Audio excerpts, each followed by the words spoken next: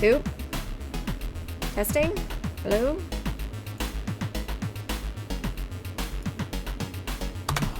Well, what the shit? Nope. There we go. Well, that's fun. Thank you for tuning in, drums, as early as you did, because if you hadn't, that would have sucked. Because Chronic basically just turns the stream on and then turns the volume off.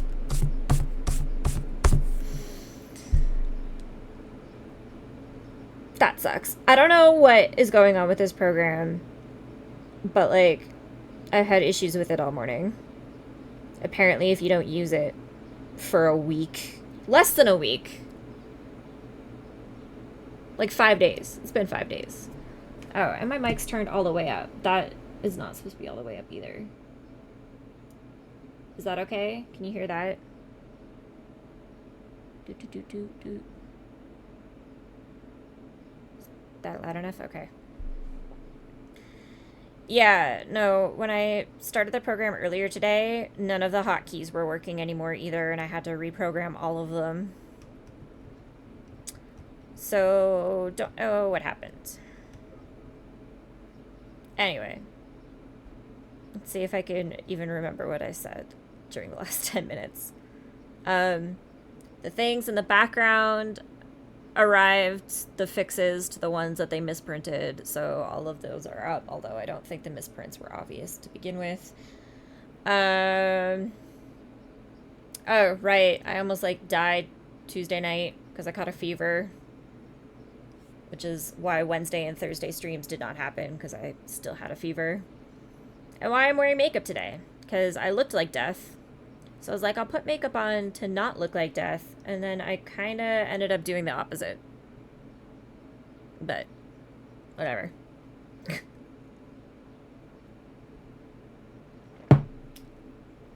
What else? Oh, right. I was going over... We heard back from more developers. So our dev weekend is, like, fully booked. Saturday the 29th. We have God for a Day, 12 to 1, Zero Order Tactics, which is a different hexagon strategy game, is from 2 to 4. We'll take a 15-minute break, then from 4:15 to 6:15, play Attack on Hex Island. PvP, hopefully, fingers crossed. Kick your butts. I've been on a secret mission in that game in between working and being sick this last week. I want to debut that during PvP. Dinner break from 6:15 to 8. And then from 8 to 10, it looks like we'll probably be playing Seekers of the Eclipse, which is a Tetris-style card game, town builder. It's very interesting and hard to describe, and I'm very excited. And then 11 p.m. to 1 a.m. is going to be Etrion, which is like a old school turn-based pixelated RPG that I'm very excited to play. Very, very excited to play. And thankfully, they did not mind going from 11 p.m. to 1 a.m. because that was the only time we had left. And then Sunday, it's going to be Deluge, 12 to 3. Waco the Masked Gatherer only wanted a 1-hour time slot, so that's going to be at 4 till 5 o'clock. Then we're going to break for dinner, and then probably play Construction Snake after dinner. We've also have 2 devs that we're waiting to hear back from about when they want to go, but that'll probably be Sunday night and, like, legitimately Saturday morning. Like, 9 to 11 Saturday morning. So it's a full-up week. Hopefully people can come out, hang around, offer advice, talk to the other developers who will be around and gaining/offering advice. I know that the Deluge developer is excited. They said that they had some, like, news, basically, that they wanted to share. And that they said that they would do their homework this time and be prepared to answer questions, because I think that they thought that I was bullshitting them last time when we invited them on, and that they were just going to, like, sit around and watch us play. And then when we started commenting on things and asking questions and stuff, they were taken aback. So they said that they're going to be prepared for this time. So that should be fun. It's going to be a long-ass weekend. And hopefully it happens. Because, well, okay. Amend that. Saturday is definitely going to happen. Sunday might need to get shifted. Because we had a charity contact us about a charity event going on the 30th that they wanted us to participate in. But they didn't really give us many details, like where it is or how long it's going to go for. Or what the extent of our participation would look like. So we emailed them back, and we have yet to hear back about any of that. But if they say it's from like 9 to 2 or something like that, then everything on Sunday will be either shifted to later or like we'll play some of it Friday or something. We'll figure something out. Gotta get back to the local community. It's a crime you're not eating black licorice with that lipstick. Okay, so this lipstick was supposed to be purple. And it looks black on camera, and in person it looks blue. So I'm severely disappointed on all accounts. I know it's not purple. I was very disappointed when I put it on. But it was too late at that point. Whatever. We're calling it my asexual pride makeup, and we'll leave it at that. So, new next order of business. Forget which key this is supposed to be. There we go. I think we announced this on Sunday. Maybe not. It might have been along the lines of like, the new design will come out Monday, Tuesday, and I'll announce it Wednesday kind of thing. So, Jay has been working their little flippin' ass off. So this is the Land Chimera design. This came out, I think, Monday. There it is on things. It's very Rainforest Cafe, safari-esque. For those who don't know, a chimera is a beast made up of a lion, a goat, and a snake. Very fun. And then, a couple days later, Jay pumped this out, which is the Sea Chimera, which, hilariously, is a sea lion, a goatfish, and a snake eel. And look at how fucking cute this snake eel is. Not as cool as a manticore, but cool. Come on, look at how fucking adorable this goddamn thing is. Okay, wait, you have to see what it's fucking based off of, though.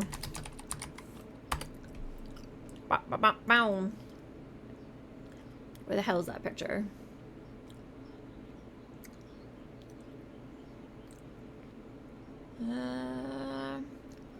Shit. I don't know what they Googled to get the reference. It's like, facing camera? Seems likely. No. It's like gnarled tooth snake eel. Well, of course I can't find the freaking... Ah! Here it is. Look at these things! Oh yeah, you and eels. I had nothing to do with this. This is all Jay. Man.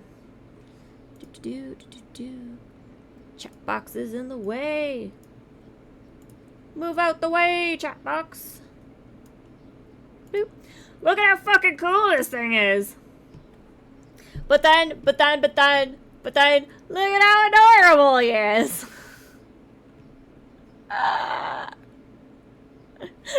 So cute. So creepy. So cute. Creepy. Cute. That's all I had to say about that. Chat back to where it was. And as if that wasn't enough, Jay also released all of these fuckers. So we'll look at the asexual one. They posted one for, like, every flag that exists. So, if you're any of the flags, there should be a shirt for you at this point. Look at these things. Jesus Christ.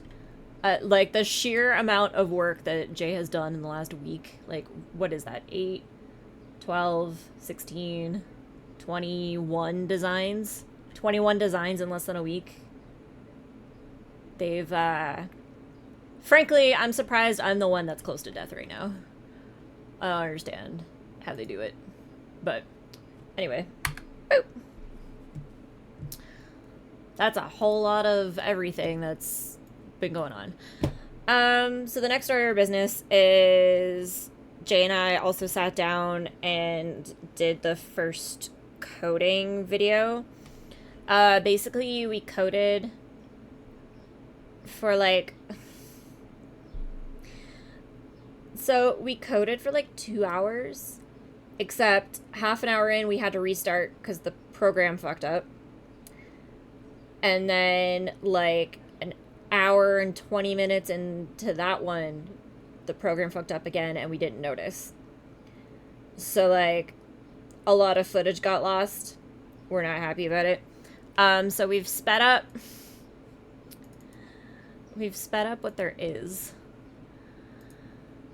So basically I'm gonna like explain what went down whilst showing the video of what went down. And then once that's all done and sorted, play Insurmountable. Climb some mountains. Etc. Does this work for... Oh wait, I need to be on the proper page first. Is this? No, it doesn't. So I have to do... Shit. This one. Alright. That's annoying. Anyway.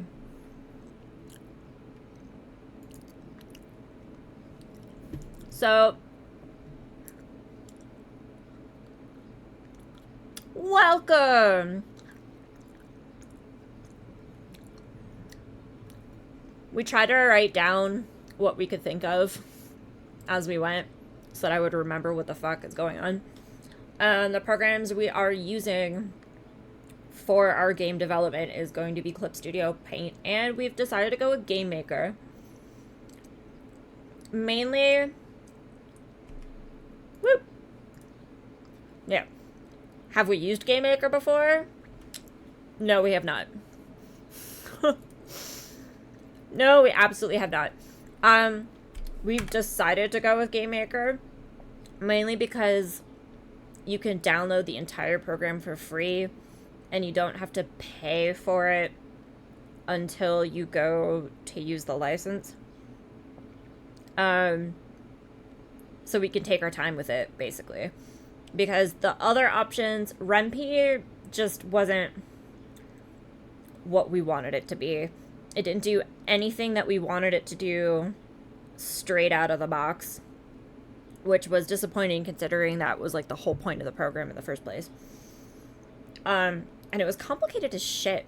And the tutorial didn't make any sense, which made it like even more suspect. So we were just like, no, we don't want to use Ren'Py.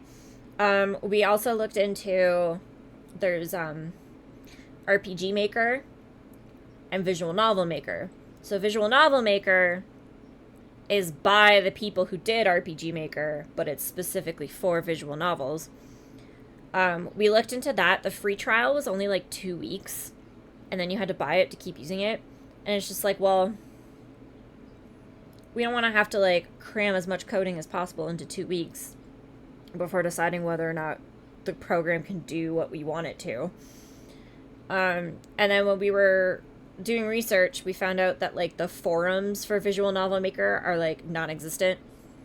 They're completely dead. There's no community for it. Everybody says basically if you're going to use Visual Novel Maker, just use RPG Maker instead, and then download a bunch of add-ons to make it do what Visual Novel Maker does, which sounded hella overly complicated and not necessary and kind of like OBS all over again. So, Game Maker is what we have gone with. Boop. moving on.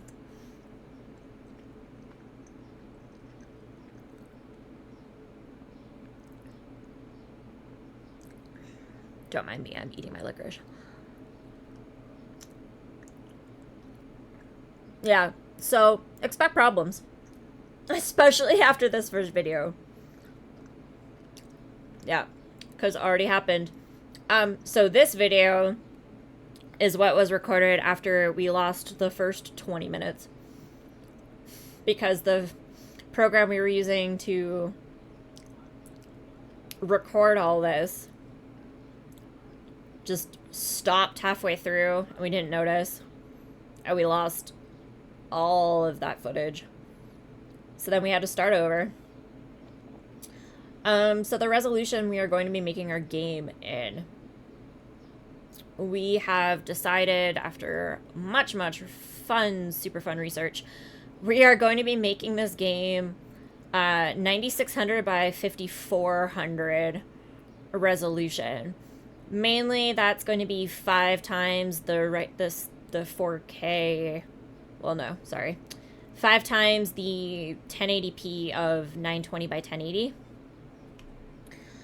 So that means our game will look good at still look good at 4K, but it also future-proofs it because there are some monitors coming out that can do 5K. And this way, it just makes sure that our game will look good no matter what. We're also going to be doing it at a 400 DPI to make it look pretty. Pretty.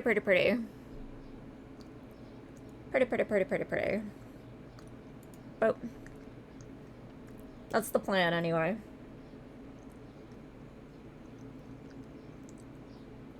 It's gonna mean that the game file is probably way bigger than it needs to be, but it also means that the game's gonna look nice, which is what we want.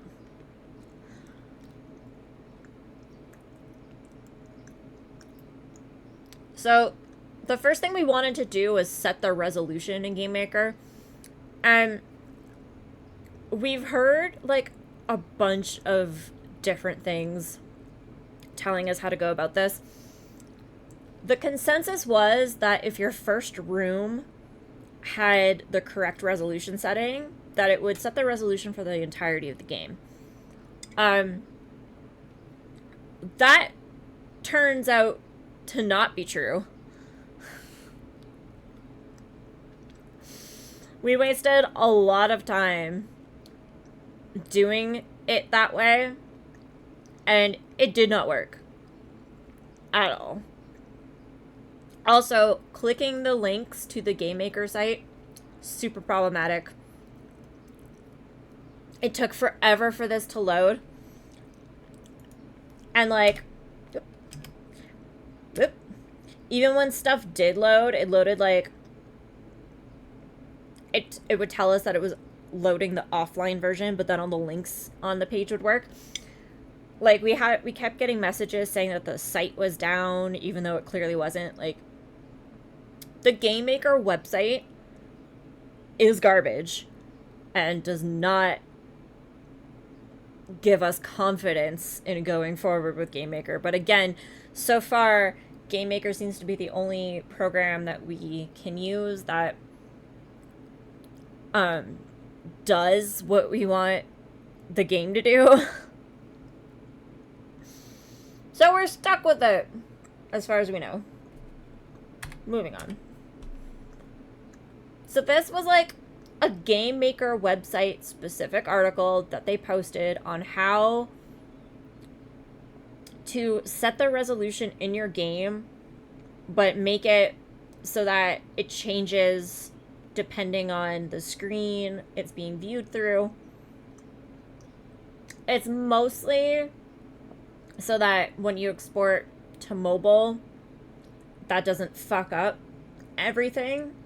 But it's also supposed to help with like people with lower resolution monitors playing your game.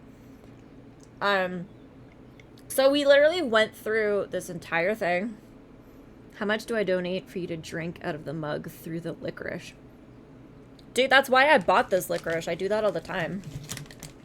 I mean, $100. I mean, I just ate the last piece of licorice. Whoops. Okay, wait. I'm literally so disappointed because you sent that message when I finished off my licorice. Sorry, I'm being distraction. I stopped now. No, that's fine. Comments just... very much welcome. I was very disappointed though. I can't find... So, like the regular Twizzler Twists, these are supposed to be available in cherry too, which makes drinking the pop through them even better. And I can't find them in cherry anymore. I can only find the pull-and peels in cherry. But I want the twists in cherry so I can have a cherry straw. Rant over. Boop. Anyway, so we went through this whole freaking article. Line by line. It does give a thing of like, this is the code that you need. Even if you're not using cameras, if you just have like a still program. Yeah, we think we got it. We did not. Spoiler alert. We did not. At all. So the title of the working title of the project is WIGTMMAA. So Wigtma. Y'all can take guesses on what you think that stands for. But that's basically what everything's going to be calling this game until it's time to reveal what the game is actually called. And that main menu placeholder that you're seeing right now is what we made in the first instance of our 20 minutes before it got completely erased. So right off the bat, I'm going to say I hate the setup of Game Maker. I absolutely hate it. These freaking rooms, and like you go into the workspace and like the workspace is always zoomed in the incorrect spot, or like the rooms are like slightly off screen but there's no fucking side scroll, so you have to like zoom out and then figure out how to zoom in on a different spot. It's so stupid. It's so stupid. Anyway, we went through all this bullshit line by frickin' line, and we recreated the whole damn thing. And basically what we're supposedly doing here is saying that standard, the room's gonna be 1920 by 1080, but if someone views it on a lower resolution than 1920 by 1080, it's supposed to scale down so that people can properly see what they're doing on a monitor that has a smaller resolution than that. Again, don't even really know if this worked properly. It got confusing as fuck because there's no actual article that's just like, hey, if you want people with like an old as shit 4x3 monitor viewing your HD game, this is the code you need to put in. Like, there's nothing like that. Also, we're finding out that Game Maker is just like annoying in general. Like, I'm not even... Here. We'll do it just chatting while the video is us scrolling through code over and over and over again. We've sat down and watched a bunch of Game Maker tutorials of, like, Game Maker for beginners, what to do when you get started. And none of them start at the start. Not a single one. Not a single one is like, oh, if you want to code more than one splash page... which we wanted to do, which, spoiler alert, the Game Maker doesn't let you do. Game Maker lets you put one splash page, so you have to code the rest of them. So, like, they're just like, oh yeah, so to start off, this is what a sprite is, and this is how you animate it. And then this is how you make it do shit. And it's like, that's not the beginner basics, my people. That's not the beginning. The beginning would be like, this is what a room is. This is what you can do in a room. This is how you set up a room. This is, you know,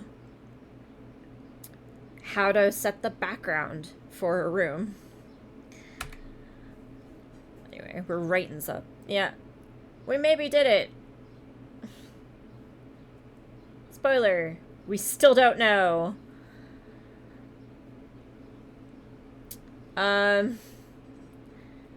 Basically we decided to try to, like, make it look good.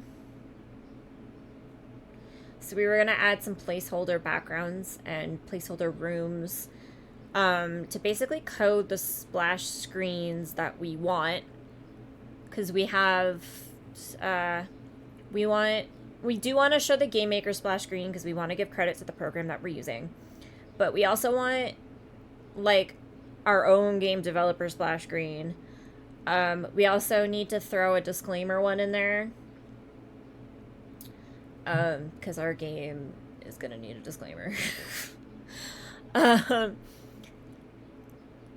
like, even these sprite things are annoying as shit, man. Like, they don't...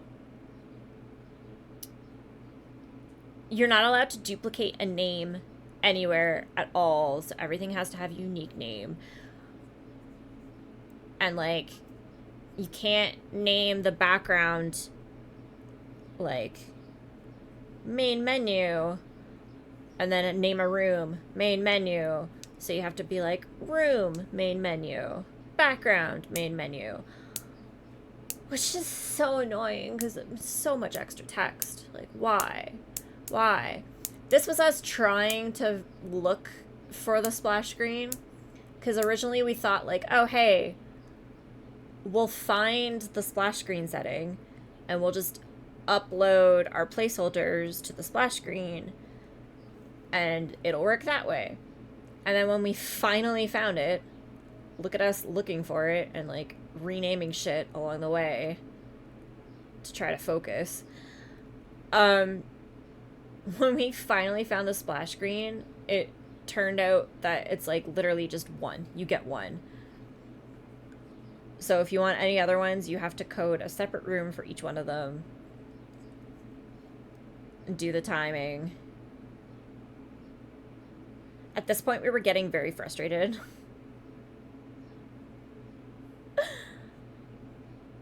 Like, look at how excited we were that we found the fucking splash editor. And then we're like, oh, we'll just, like, add the screens. Oh, wait.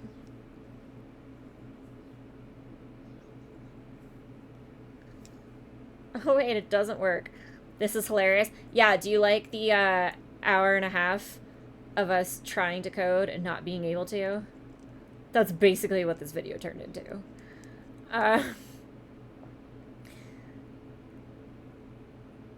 So, like, we saved that to be the placeholder for our dev logo. We saved this to be the placeholder for our disclaimer. Because, again, that's what we want. We want splash screen of Game Maker, splash screen of J McKenna Stories, splash screen of a disclaimer. Because we don't want to get sued. So we made all these. We saved all these. Then we tried to put them into Game Maker. And the second we did that, we realized that, oh no, that makes the other one disappear. Not like, doesn't add it, doesn't give you the option to add extras. It's like, nope, you get the one, and when you uploaded a new image, the old one, the Game Maker one that came with Game Maker disappeared. We could not find it. We looked. Yep, this is us getting, like, real pissed off now. Real pissed off. Keep in mind, at this point, it was like 2 hours in, and we had already lost half an hour. And, like, we were pissed. We were so pissed, and we could not find where the fuck the Game Maker one went to. We even like searched the PC, could not find it. Couldn't find a folder, couldn't find the when we did find the program folder, we couldn't find anything in it that actually had it, even if you go into like images and shit. Look at all those. Yeah, we weren't gonna fucking do that. We were pissed. We were like, we're done. We're done. We are so done. Fuck it. Moving on.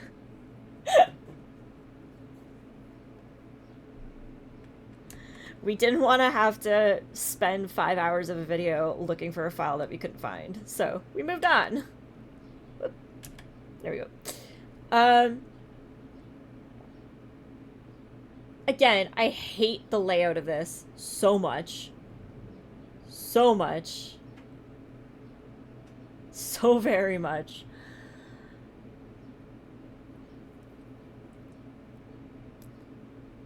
So then we tried to make, like, the new sprite backgrounds. And then every time we went to do it, it fucked with us. And, like, it was annoying as shit. Okay, so, you'll notice that video abruptly ended. It abruptly ended because that's when our program fucked up and stopped recording. And we didn't notice for another 40 fucking minutes. So there was 40 more minutes of us getting super pissed off about how Game Maker's laid out and how it forces you to do certain tasks in it, that we were getting so mad. So mad. We were like ready to fucking flip the monitor, and then we looked down and saw that the program had stopped fucking recording out of fucking nowhere. So mad. So those with the savvy eye who have seen our schedule, which we are now posting in our Discord, as well as we're trying to keep it updated on the Twitch page, but it's a little harder to keep it updated on the Twitch page because it makes you go week by, like, instead of just posting a calendar or whatever, it makes you say, every Wednesday I'm going to be doing this, and that's not how we stream here. But we are going to be posting, like, a weekly schedule in the Discord.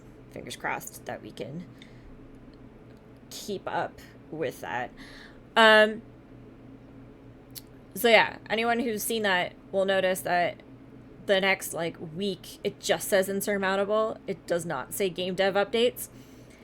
We're gonna take some time and get a little more acquainted with this program and figure out what the fuck we're doing with it. And, like, watch a shit ton of tutorials. We're not gonna subject people to those tutorials like we did with Rempy, because that turned out to be a waste of time, and we don't want to do that a second time. So basically, we're going to take the next bit to learn how to do what we want to do in that program. And then once we figure that out, we will do some more coding videos. Until then, I'm just going to have fun playing games, because I haven't done that in a while. Just sit and have fun and play games and not have to, like, think or, like, put effort into it.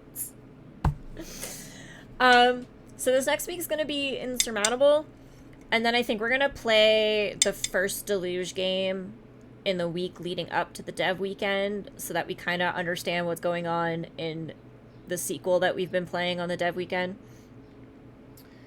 So that's basically where we're at. It's just going to be a bunch of just chattings with Insurmountable, because that's what I feel like doing. And if I feel like switching to another game, I'm going to switch to another game, and you could just all freaking deal with it.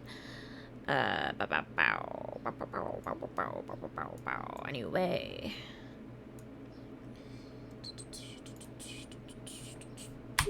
Nope.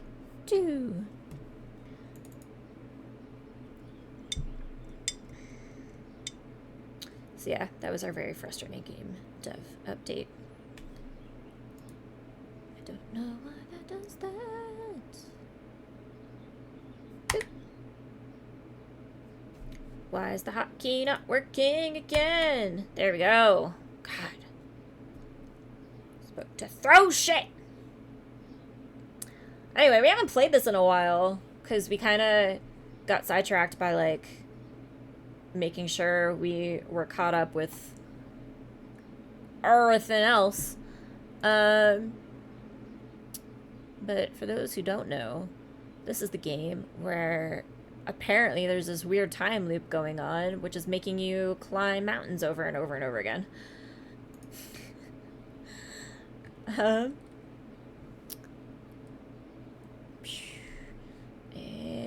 I don't have any upgrades left. I think I ended the last one with that. Although I have upgrade points. Revive points. Ah, okay. The upgrade points are for this. Which I don't have any left for the adventurer. But we do have sprint and thrill seeker unlocked. Just gain sanity while you're in the death zone, and reduce time cost and additional body temperature gain when moving. And that's it. That's all we have right now. Unlocked these two.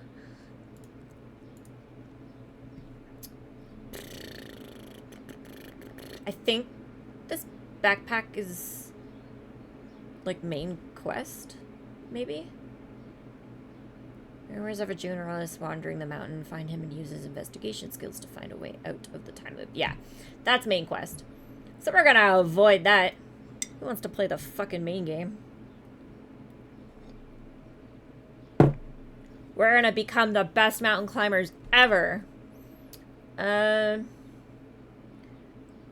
mission. A large mountain with moderate elevation. There's a great deal of dangerous terrain on this mountain. Scale the summit, reach the goal. Scientist on a mission. There are reports of a scientist who is also caught in the time loop. His expertise could be very valuable to your efforts. Of course, you'll need to convince him to join you first, and then take him to the station. Find the scientist and take him to the station. Side mission. An expansive mountain. The region offers an unusually high number of potential paths, but it requires a great deal of climbing. Find 3 temporal anomalies. The anomalies are spread out over a wide area, then reach the goal. This is like similar to what we did last time. I kind of don't want to do 2 of those in a row, despite how long it's been. Side mission. A compact mountain with an extremely steep rise. A large area of the mountain is located in the death zone. Scale the summit, then reach the goal. I think...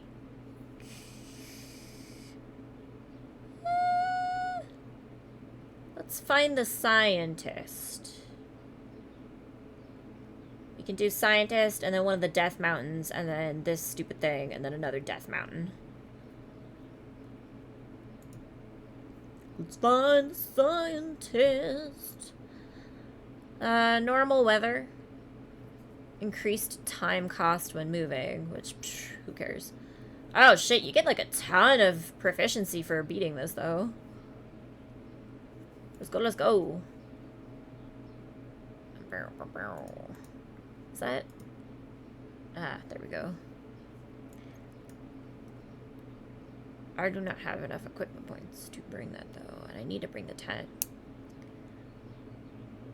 Safety rope, openers, dangerous terrain. Sanity. Yeah, we kind of have to stick with this until I can upgrade my capacity. Because I really want to bring this damn flashlight. But it's more important to bring food.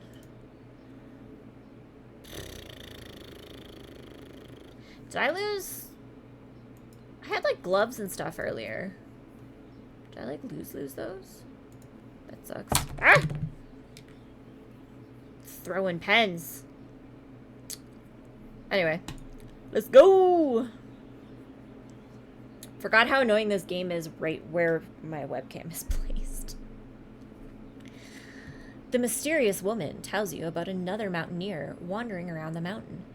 He probably walked straight into the time loop just as cluelessly as you did. There is some information that indicates he might be a scientist. You want to find out more and convince this stranger to come with you. He could be quite useful in helping to find a way out of the time loop. So basically we're just gonna find this guy, tell him he's fucked, and then let him know that he has to help us. Oh no, I forget how to look around. Is it control? No. No. Shit. That's zoom in and out. There was like... Nope. Fuck. Drums, you don't remember, do you? Oh! Oh! I fixed it. I found it. Okay. We're cool. Let's go check this treasure chest out. Off to a good start.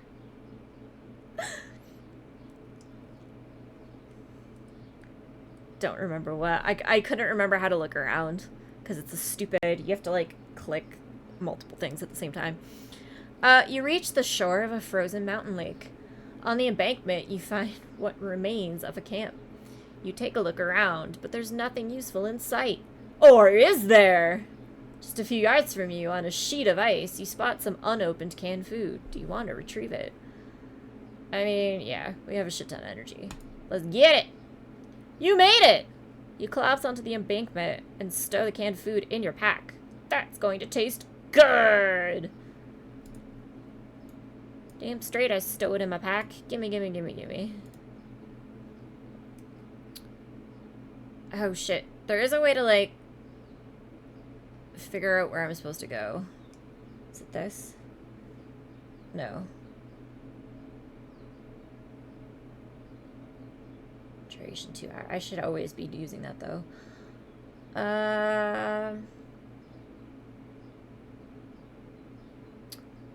Yeah, I don't remember how to do it. Alright, well.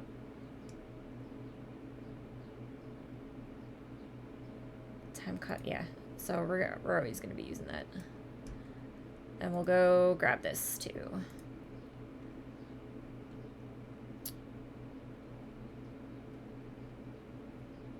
Although it is just telling me to reach the summit. So is the scientist just on the summit, then?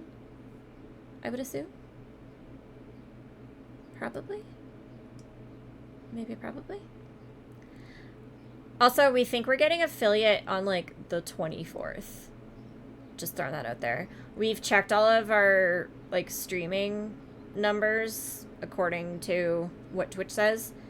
And, like, we have one stream in particular on, like, the 23rd that we had, like, one viewer for. That's tanking our average. And once we get past the 23rd, we're golden, pretty much. Our viewership's, like, our average is gonna jump up by, like, a full person. We found a dog! You suddenly hear a loud bark behind you. You spin around to see a Saint Bernard bounding towards you, panting, its tongue lolling. Lol. As it obediently sits at your feet, you notice a harness on its back. There is a bag strapped to it. Search the bag! Can I just take the dog, though? The dog waits patiently as you search the bag. You find provisions inside. Tea and food and sanity and experience! On a level up!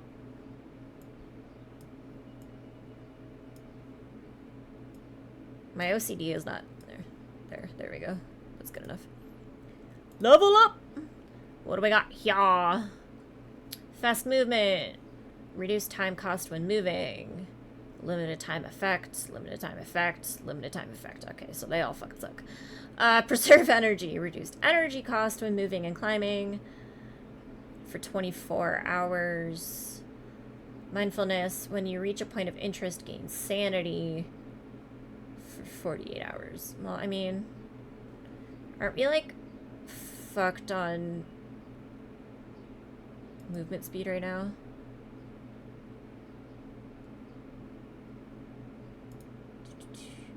Anomaly, increased time cost when moving. Yeah.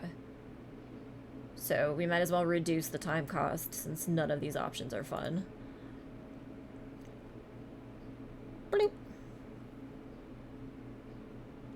Bloop. I really just wanted the dog, though. Why couldn't the dog come with us?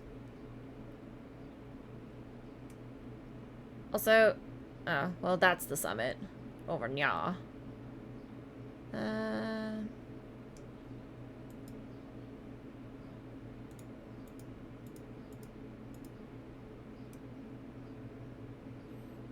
It's a safe way to do it. That barely takes up any of my time for the day. We'll go get this. Go get stuff. Go get stuff. Try not to die. Try not to die. We'll also move. We'll kick up the time lapse because I don't have enough to talk about today. Ooh, but I did finish my Hello Kitty Yu-Gi-Oh collection. And someday y'all will see it because someday we'll fix the display behind me. Northern Lights, what a sight! Gain sanity and experience. Level up again. Controlled breathing. Active until end of mission. Limited time, limited time. So I think we're going to be taking this. Increased oxygen gain per hour. Increased maximum oxygen. Yeah, mindfulness. Gain sanity when you reach points of interest. Preserve energy. Minus energy cost on all terrain. Yeah. We're going to go with oxygen. Permanent oxygen, please. Please, I need to breathe. Sure. I also don't remember if it was like the blue stuff slows you down and the yellow can hurt you, I think is how that worked. This cave in the middle of nothing that has a cave. Random question time. Do you cut your own bangs? Yes, I do. Yes, I do. Although today is like a terrible example of it because I think they're slightly crooked because I've been sick and not paying attention. This side needs to be slightly higher. Don't judge me based on today's cut. There, sort of. No, I've had bangs since, like, I was a baby. Like, literally. There's baby pictures of me with bangs. So, I just know how to do it innately. You know why? Because it's not that fucking hard, and people who complain about it are insane. There's too many people out there that, like, go off when it comes to, like, cutting their own bangs and how hard it is, and shit is not fucking hard. It is not. It is not hard. I mean, I probably shouldn't be talking very much, because they're crooked right now, but, I mean, I was sick. Give me a break. Yeah, it's not fucking hard. You literally, you just have to hold them, and then cut. But you have to, like, cut on an angle so that they don't, like, shelve too much. You didn't notice at all. Yeah, they're just slightly. But, like, literally all you have to do, you have to start long, because, like, the mistake most people make when they're cutting their own bangs is that they'll, like, cut them, like, up here. And then they'll be like, oh no! Cutting bangs is so hard. I look so bad. Whatever shall I do? And it's just like, no, like, why'd you start so high? That makes no sense. No one looks good with those kinds of bangs. No one looks good with bangs there. You have to start long and then, like, go a centimeter at a time until you hit a length that, like, looks good with your face shape. And then the next time you cut your bangs, you'll know where to cut them. Mine is the very small amount of space between my eyebrow and my eyelid. That's where they need to land. Otherwise, they look real bad. Like, man. Like, I do not look good with... It's hard to do it. I do not look good with bangs when they're, like, that short. Like, that's just bad. That's terrible. That's horrendous.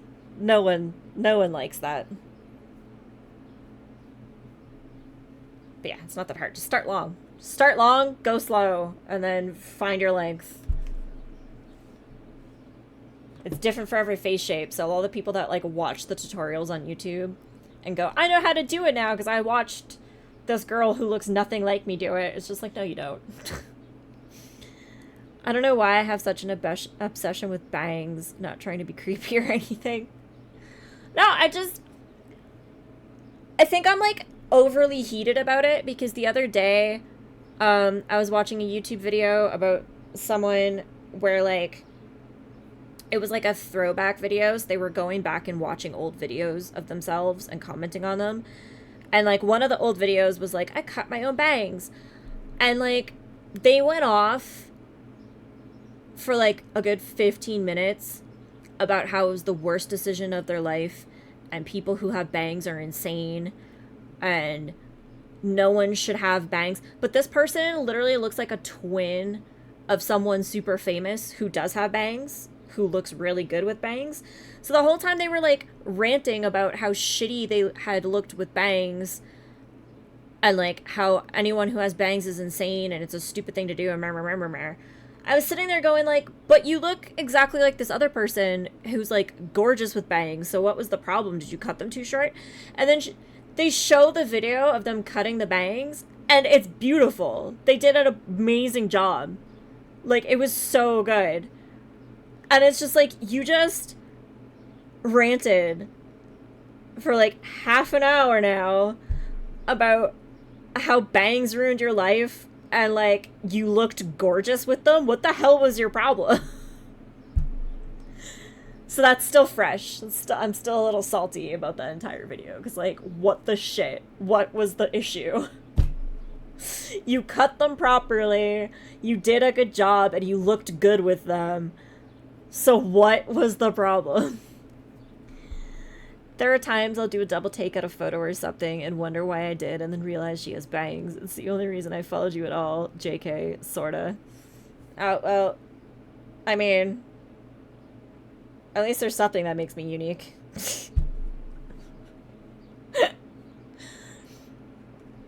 No, I don't know. They were like big in the 90s, I would say. I feel like I wasn't the only little girl running around with bangs in the 90s, but everybody, by the time, like, high school came around, nobody wanted bangs, and then everybody was, like, amazed that I had bangs because I could pull it off. It's just, like, literally everybody can pull off bangs. Literally everyone. Especially in high school. Like, why do you want to, like, expose your forehead to people in high school? Like, you want everyone in high school to see all of the pimples that you're getting on your forehead? No, just fucking cover it with bangs. Like, what? Not hard. You enter a cave. It's dry and sheltered from the wind. At the rear of the cave, you notice a faint shimmer of light. Let's follow that damn light. Follow that damn light. You follow the light. As you approach, you realize that it's coming from hundreds of fireflies. Fascinating. Plus sanity, plus experience.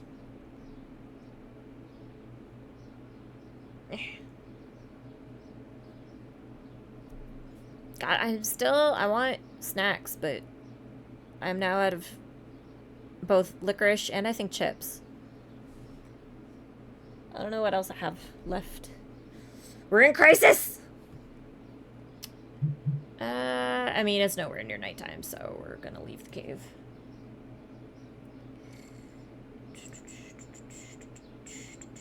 There's a cave over there.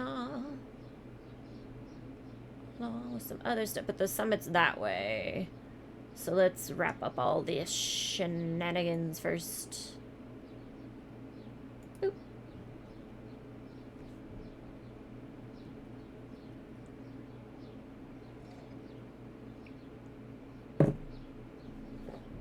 In front of you, rocks and stones have been meticulously piled up to form a mound.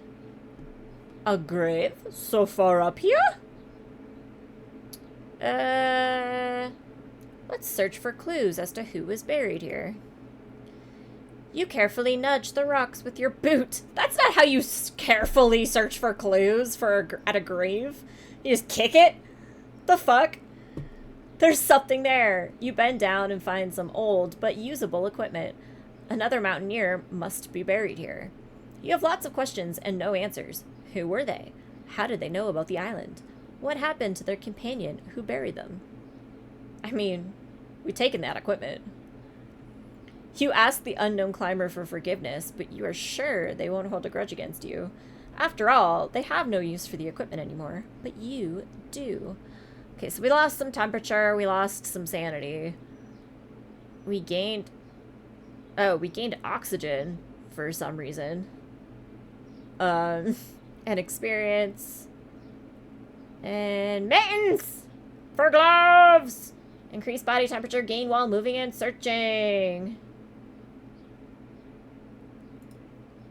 Bloop. Bloop.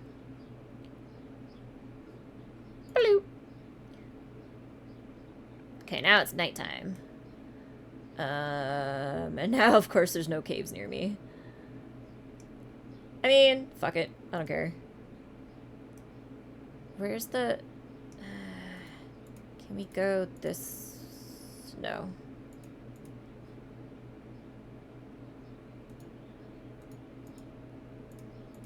Although that's only one hazard as opposed to... two. Can we... No.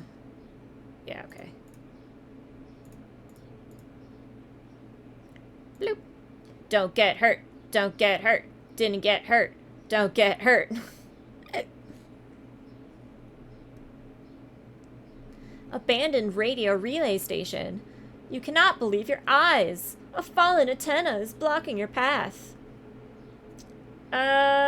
Stay and look around. We got nothing but time. As you clamber over the iron struts, you notice an open crate amidst all the scrap metal. You lie on your belly to reach in and fish out a few provisions. As you try to get back up, you lose your balance, falling forward and gashing your knee. Injured leg! Increased energy cost on all terrain. Huzzah! And we did all that for a hot tea and some experience. Boo. At least we leveled. What's we got? Limited time, active. Fast movement, reduced time cost when moving. For 24 hours, one more push, significantly increased oxygen gain for a time, but increased sanity lost until the end of the mission. Oh god, no. Fresh air, reduced time cost when moving and climbing while oxygen is high. Minus 12% time cost on all terrain. Only when oxygen's above 60. Yup. Yes, please.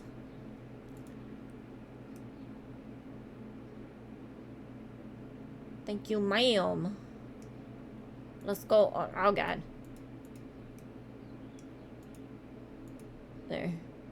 Slower but safer. Do, do, do, do. There's a mountain goat! Yeah. Meh. That's my goat. Teehee. You encounter a common mountain goat. It's nibbling on some herbs.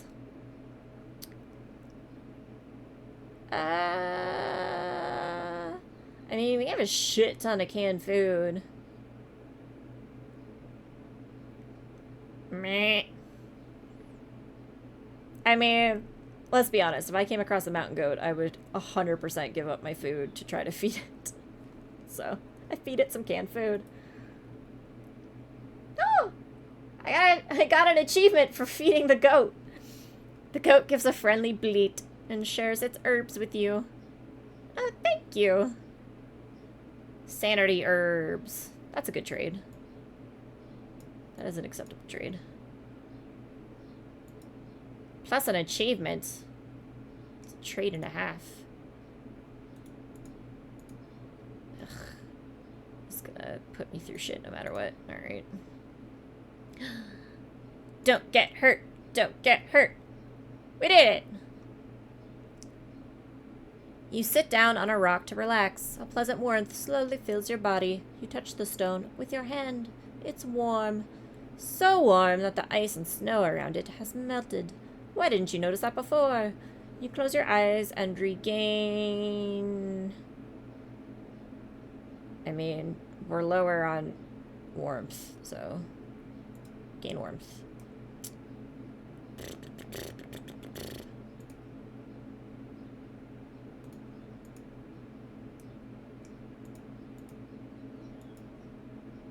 Boop.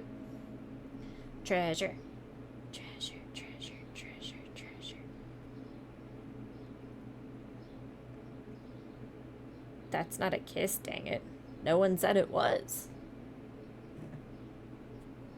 It was a meat. It was a bleat. I think it's called a bleat, right? Goat's bleat. Meh. Claustrophobia. You discover an oxygen mask at the bottom of a very narrow and very steep crevasse. You could squeeze into the crevasse and climb down to retrieve the oxygen mask. I like how we're losing oxygen trying this, but I have things that, like, gain oxygen for me, so let's give it a try. You slowly climb down the crack in the ice. The tightness makes you feel uncomfortable, and breathing is difficult. What if you got stuck? I mean, we're not turning back now. Reaching the oxygen mask is slow going. The longer you are stuck in the crevasse, the harder it is to breathe. The crack grows even narrower towards the bottom. You don't have much more room to maneuver.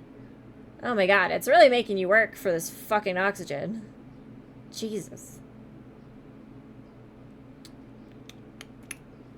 Good thing I had a full thing of oxygen. You did it! You have the oxygen mask in your hands, and you continue on your way. Oh, that's like a legit... like a equipment item. Plus oxygen per hour when moving, plus oxygen change per hour when resting in events. Okay, that's fucking sweet. Put that on my face!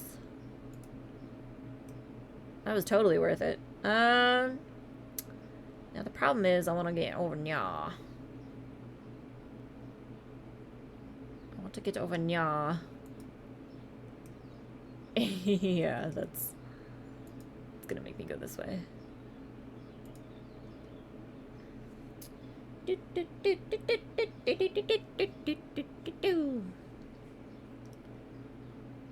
Oh, the goat came back! You once again encounter a common mountain goat. It's standing behind a rock and using its head to point emphatically in the direction you're walking. Is it trying to warn you?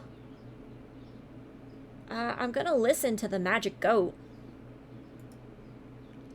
Walking just a few feet ahead of you is a large wildcat. It notices neither you nor the goat.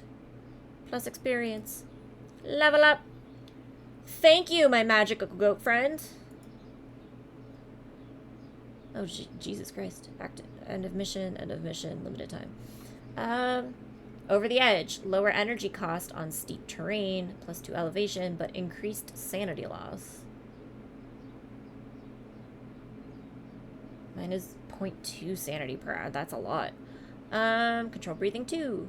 Significantly increased oxygen gain per hour, increased maximum oxygen. One more push, significantly increased oxygen gain for a time, but increased sanity loss.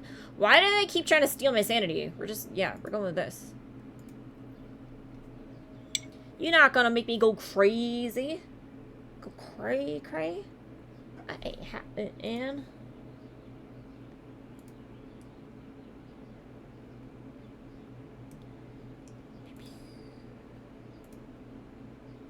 Let's keep it out of my energy.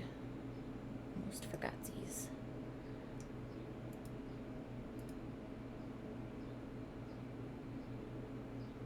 Shit. Okay, so the only way is...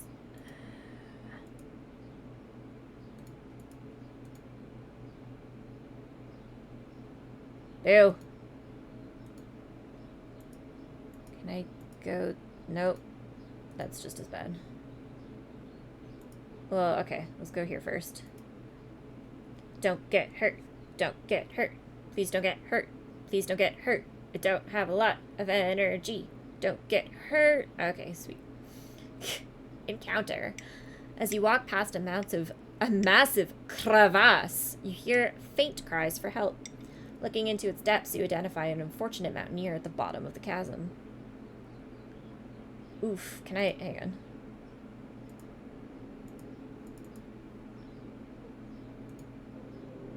Hey, Nika. Whoa. Peppers. Excuse me. What are you growling at? Come here.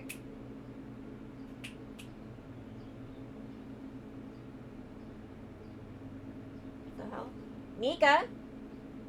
Come here. It's you. What were the growls for? Come here. Do you want to say hi to everybody? It's been a while. Say hello, everybody. Hello. Hi, everyone. I'm being a brat. Mwah. Were you growling? Oh, kisses. Oh, thank you. Oh, thank you so much. Mwah. You're gonna get lipstick all over you again. Last time I kissed you with lipstick, you had a stain on your forehead for like a day. Urgh. Hang on. Let me fix the cord. There we go. Whoop. Whoop. Yes, big girl. Can you do the sound effects for the magical goat encounter that we come across? Maybe? Okay. Good deal. Okay, we're gonna eat the canned food, because... yeah, I wanna try to save him. Carefully, you climb down the crevasse. After some time, you reach the bottom. With great effort, you manage to save the mountaineer. His gratitude is beyond words. Holy shit! That's literally the last of my energy. Gratitude beyond words, my ass. That cost me 2 canned foods. For sanity and some experience. I am not happy.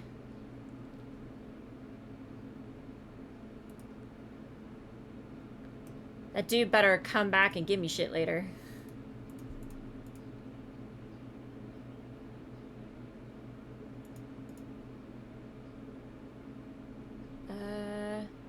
Should I be concerned that that's not showing me an energy drop to do that? It's saying I'll lose sanity and temperature, though. That's weird. Don't get hurt, don't get hurt, don't get hurt! Thank God.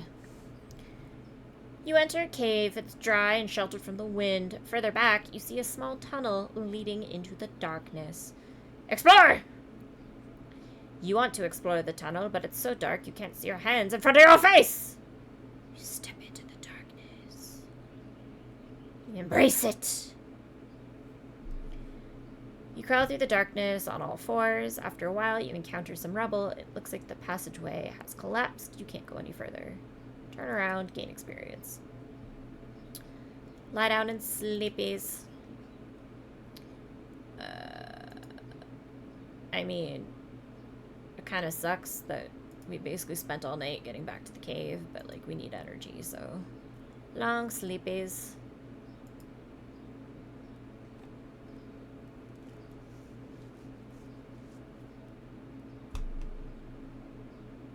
Oh no, it's a snowing! It's a snowing! A storm's a brewing! Oh, God. This whole thing looks like absolute disaster. Please don't get hurt. Oh, thank God. I've been really lucky with those. Did I just dead end myself? No. Treasure chest!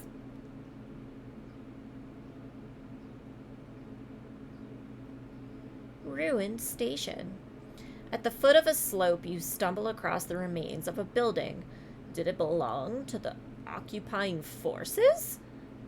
Parts of it are completely buried under rock. There must have been a landslide. Between the rubble, you can see a few electronic devices and small metal containers. You could go down there and search for provisions. I mean, Yes. Especially if I'm only losing temperature.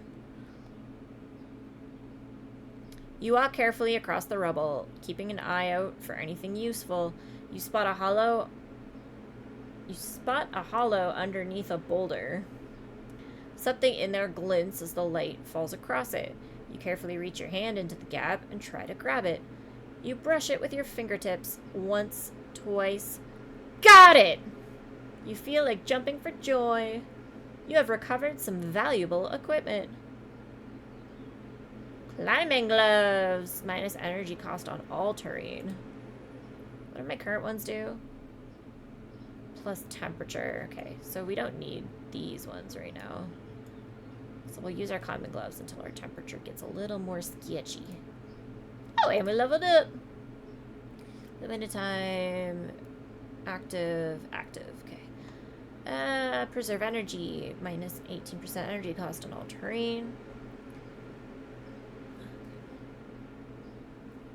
Warm thoughts. Whenever you use a consumable item, you get body temperature.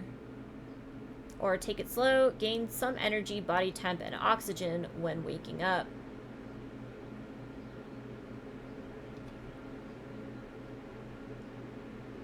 I feel like my PC is working harder than it should be right now. It's not hot though.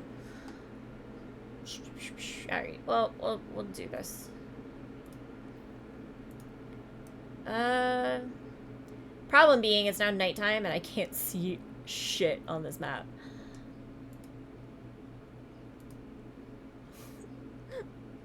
At all. There's stuff over there, but I can't see a way to it, let alone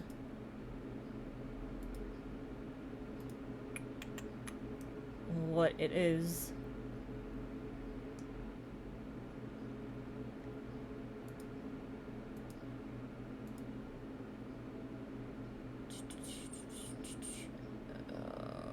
Did I dead end myself? No.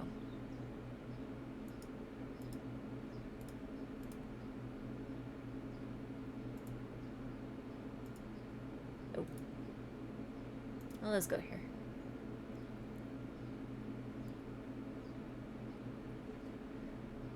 See, now we're running out of energy. I was kind of hoping there'd be like a cave up here, but it doesn't look like it. We'll go to this encounter instead.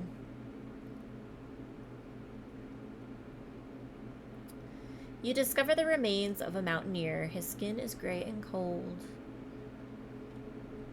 I mean, we're thoroughly searching the corpse. You find a vacuum flask filled with tea. Boo.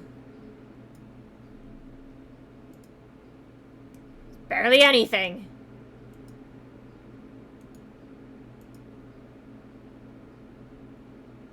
I cannot tell which thing that treasure chest is on.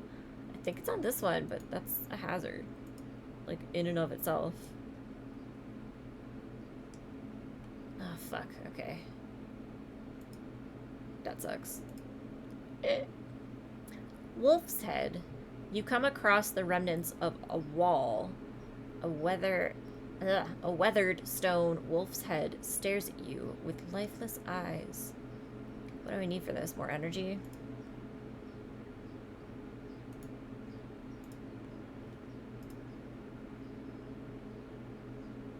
Let's do it. Stay and examine it. You are astounded by the delicate craftsmanship. How old must this wolf's head be? One thing is clear. People once lived here and erected impressive structures. But what kind of civilization was it? And why have you never heard of them? As you ruminate on the many unanswered questions, your eyes wander to a small chest. You find provisions inside. Oh, great. So I just got the food back that I ate to be able to perform that task. Nope. Nope. Sure.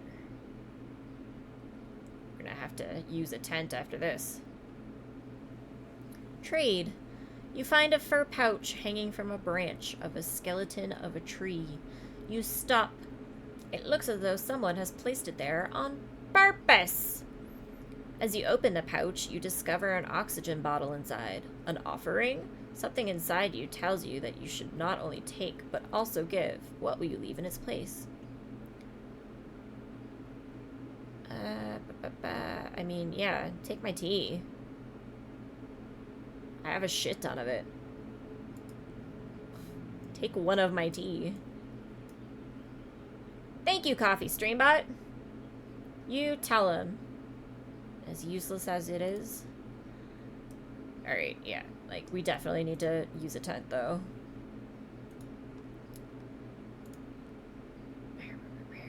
37.59. And we definitely need to go for the more energy again. Tent, tent, tent, tent, tent, tent, tent.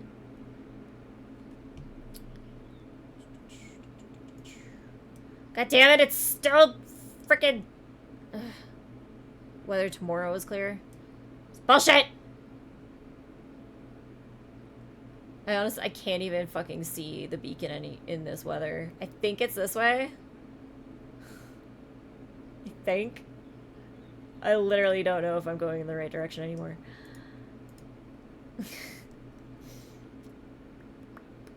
You just...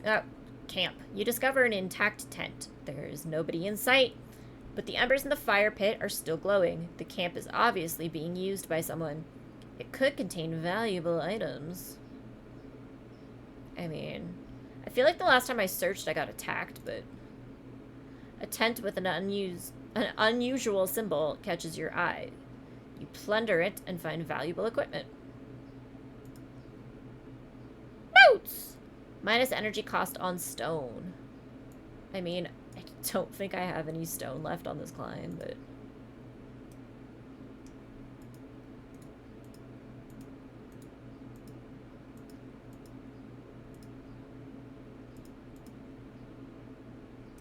What is with all these treasure chests being on frickin' dangerous thingies? Again, I can't see where shit. I think I'm supposed to be going that way, but I don't know, so... Sure, we'll do this for now. I'm probably gonna get hurt. I have yet to get hurt. I'm due to get hurt. Yeah. You encounter a slope filled with rubble. Even your very first step onto it sets off a mild... Sorry, sweetheart, are you okay? Oh no, she reacted to my la la la la la and she banged her head on the desk. You okay? Oh, yeah, big sigh. Poor baby. Even your very first step sets it off. Even your very first step onto it sets off a mini landslide, with stones rolling out from under your feet and down the mountainside. I mean... Sure. You decide a detour is your best option and give the rubble a wide berth. I mean, fine by me, I didn't get hurt.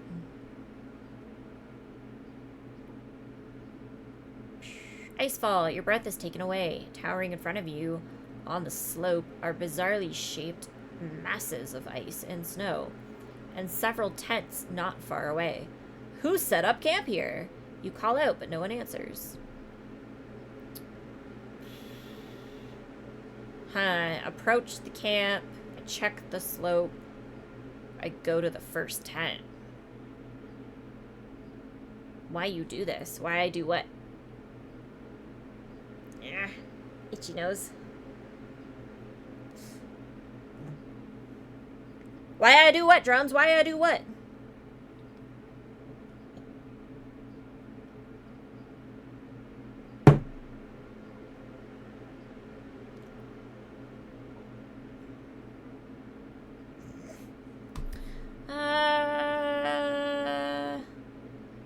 I mean, I'll go to the first tent. Now you'll never know. No! How breathtaking and surreal. The sight of the ice towers captivates you. You are distracted just a second when something hits you on the head. You press the palm of your hand against the painful area. Blood drips on the lily white snow.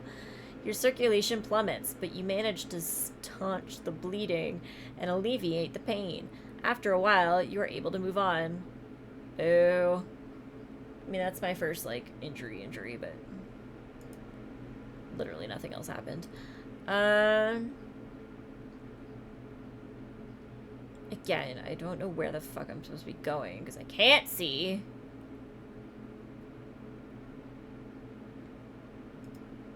Oh my god. We're not doing that.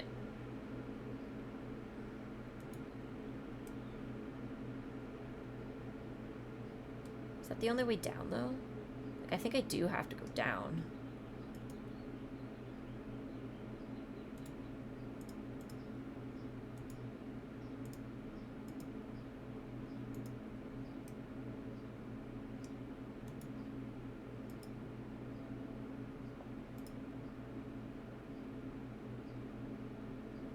Sure.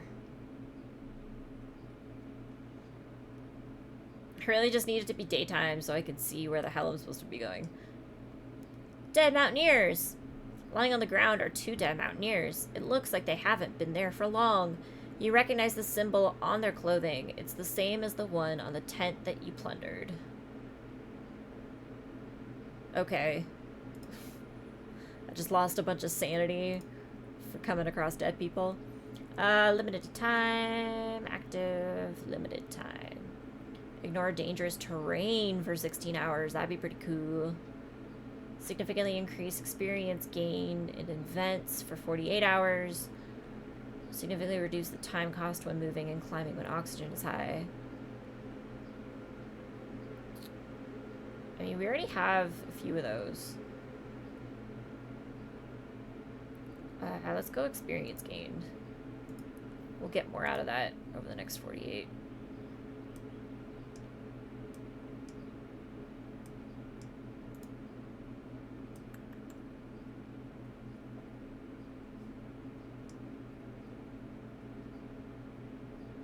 Bloop, bloop, bloop. Bloop, bloop, bloop.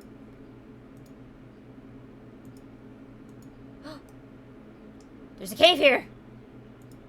Didn't even notice it. Sweet! You enter an extensive network of caves. Towards the rear, you notice an extinguished campfire. Lying in front of it is a stranger bundled up under a fur blanket.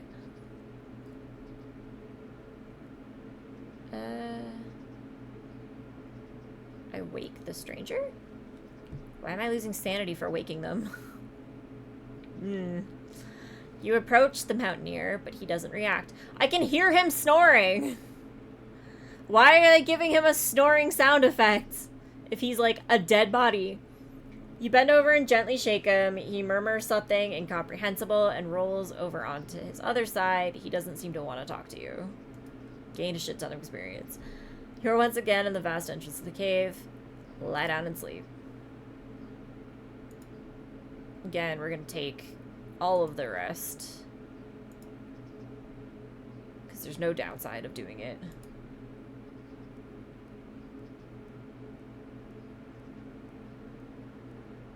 And now it's clear and daytime and I can fucking see again. Okay, so we're going that way. Like, all the way. Oh, God. This game does have a few camera angle issues. Okay, so we have to go...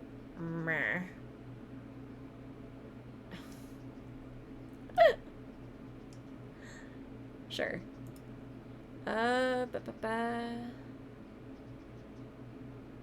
Is there a way to do this?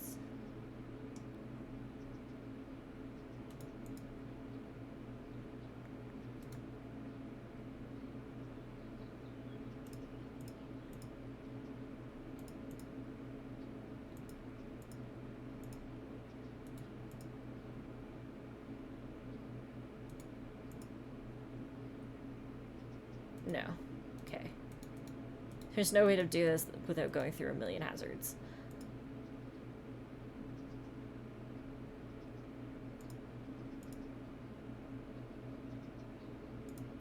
Alright, let's try it.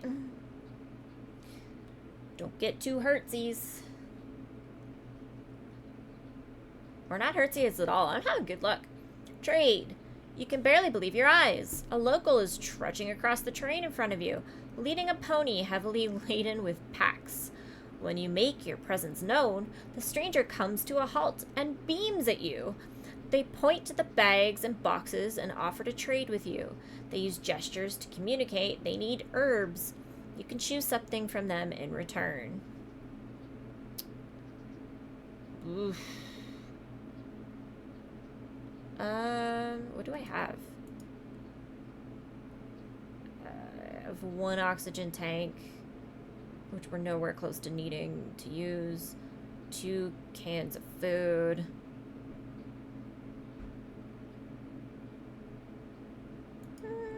I want something else. Is that a torch? Yes, I definitely want something else. Oh, it's a hiking staff. Damn it! Minus energy cost on flat terrain, minus time cost when climbing. Does that go here? Yes, it does. I've never had this much, like, equipment on me. And I still don't know what these slots are for. At all.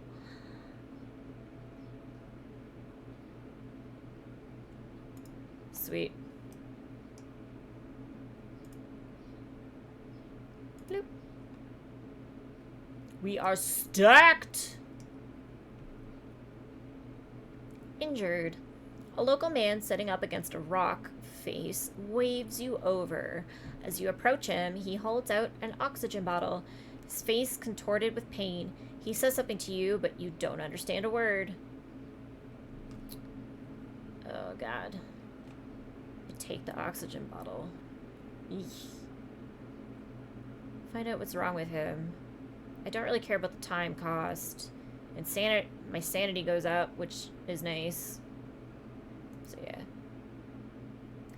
You look at the stranger who keeps grabbing his shoulder. You are sure that he has dislodged it. You gesture to him to hold out his hand to you. You pull it with a jerk. He screams. Then there's silence. A few seconds later, the stranger is beaming at you. He offers you the oxygen bottle again, which you take. You are glad you were able to help him. Oxygen! Whoop, whoop, whoop.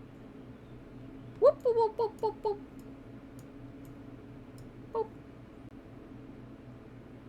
Whoop, whoop, whoop, whoop, whoop, whoop. Let's go see what this thing is. Give me something good, please. Shrine. There's an active fire pit, but not a soul around. The flames seem to be fighting the icy wind for survival. Watching the fire dance in the face of the cold is almost meditative. You watch it for a while and regain energy. Now we can walk this way as much as we want. Look at us go. You can almost say we're Egyptian.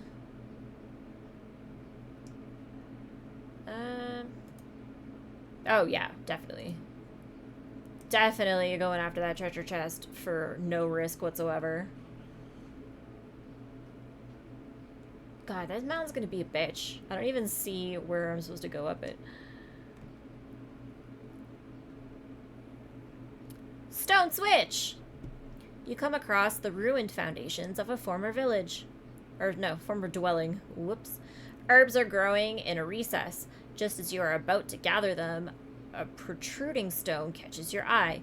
It looks like it can be moved. Some kind of switch, perhaps? Oh, I mean... flip the switch! You push the switch, but it jams. You press it harder until beads of sweat form on your forehead.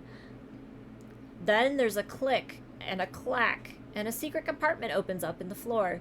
You bend down. There are several fragments of stone bearing unknown characters. They're fascinating, but you have to move on. I just get experience from that? Oof. Until the end of the mission, over the edge. Lower energy cost on steep terrain, but increased sanity loss. Limited time effect. One more push. Significantly increased oxygen gain for a time, but increased sanity loss. Take it slow too. Active until the end of the mission. Gain more energy, body temp, and oxygen when waking up. I mean, clearly taking that one. And we're gonna walk this way until we're basically out of energy, and then I'll use a tent.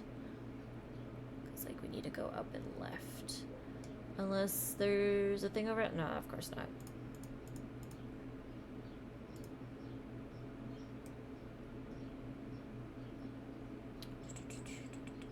Can I get over there easy, though?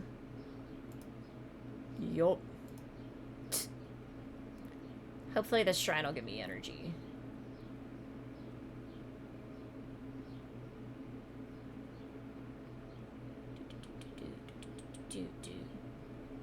Shrine. An old woman sits in front of a crooked hut. She wears a friendly, toothless smile and motions you to sit with her to recharge your strength. You do as she suggests and regain... I mean, my health's not that low, so let's regain some warmth. And then we're also going to do this. Pew. Melody. You lean back against a rock face. A distant melody reaches your ear, soft and tender and beautiful. You close your eyes for a moment, breathing deeply and evenly. You keep listening. The music seems to be coming from inside the mountain. Could it be yet another legacy of the occupiers? Or maybe its origins are more mysterious. Whatever it is, it makes you smile, gain sanity, and a shit ton of experience points.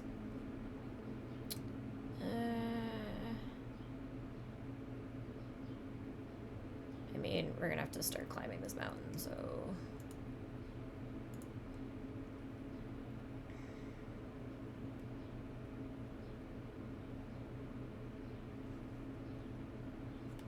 Spiders!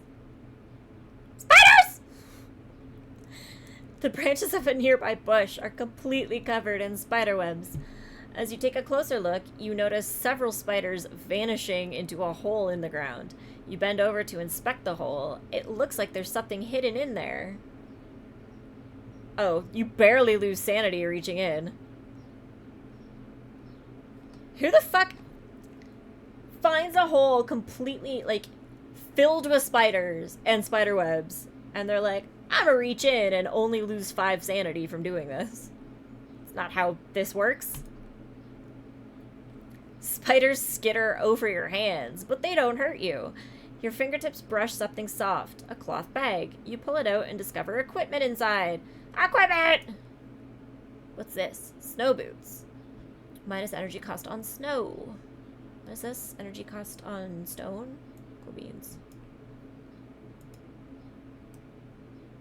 I mean, well, I'm hiking on snow right now, so let's do this. Because we need to get as far as we can before using a tent.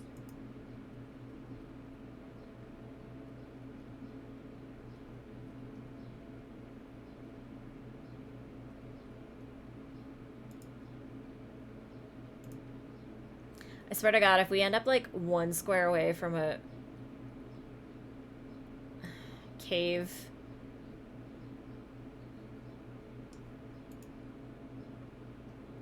Okay, we can barely make it. Give me energy. Come on! Come on, give me energy. I rolled the dice on this. Shrine. A jingling fills the air around you. Harmonious and melodious, followed by the sound of falling rain. Also, I'm taking these off because they hurt my head, and I don't need them for this game. Why was I wearing them? I don't know. You follow the sound to discover tubes of metal and wood tied together in a bare treetop, dancing and striking each other in the wind. You watch the wind chimes and lose yourself in the fleeting melodies. You regain... God damn it! I mean, my health is basically fine. I'll just regain sanity. But that means that we're using a tent. Bloop. Bloop. For a long sleep. And now it's basically nighttime again.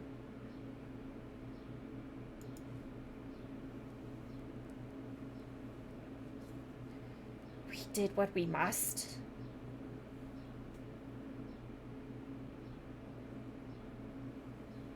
Ow.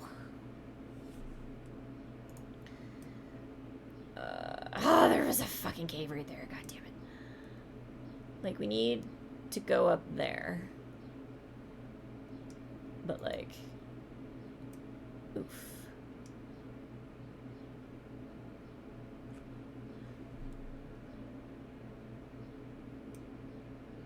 Okay, at least that was farther than it looked.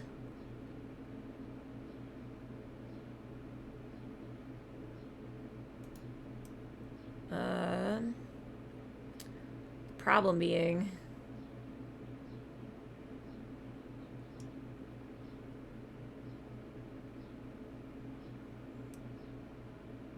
we don't have a lot of energy left.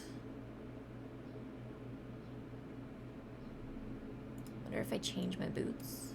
Does that help? Minus 33. Minus 33.8. Barely. It helps, but barely. That sucks that these are kind of like way farther away than they look.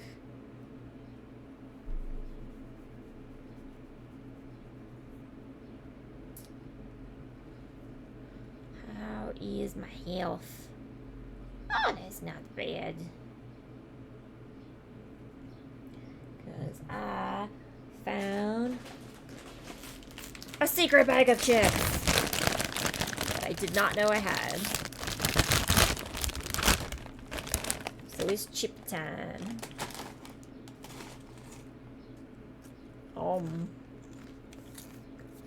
Where's your secret bag of chips? I don't know.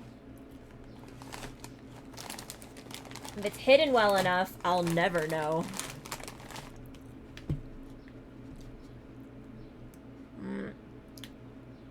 Like, yeah, I just basically need to go up. Thank God I have, like, rock boots.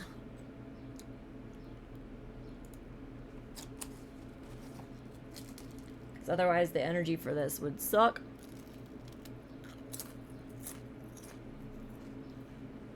And we're now in the death zone. The air is getting thin, and your breath is heavy. You have entered the death zone. You pause for a moment to prepare for the difficult path towards the summit.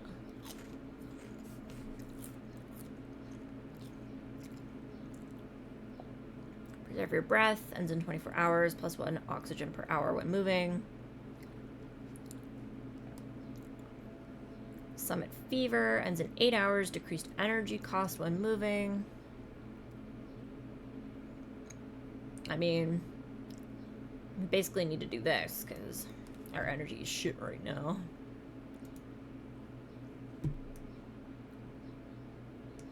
But we gonna get up there.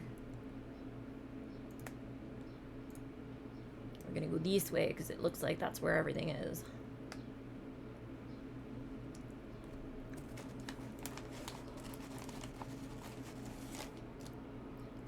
Oh.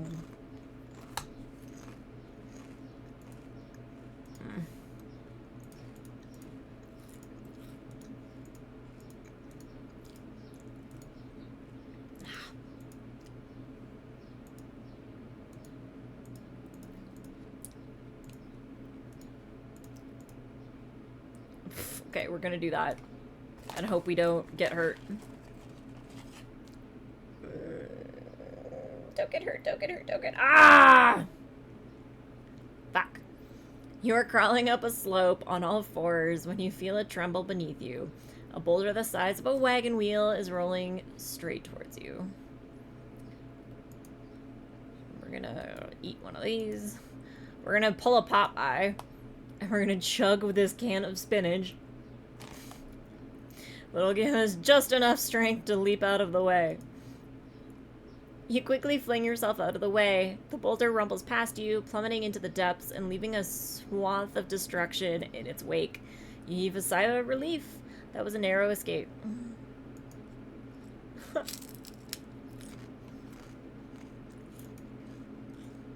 Please, please, please give me energy.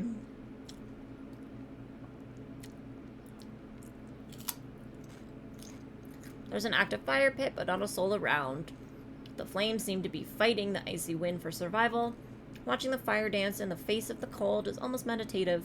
You watch it for a while and regain, oh thank God, energy. Also, while we're at it, I'm gonna drink one of these. Okay. I mean, I think we can go this way, but also -8.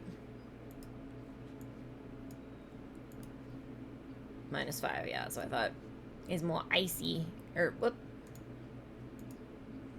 more snowy than stony. I think we can just get to the top now. I mean, I'm pretty sure we have to get down after we get to the top, but still.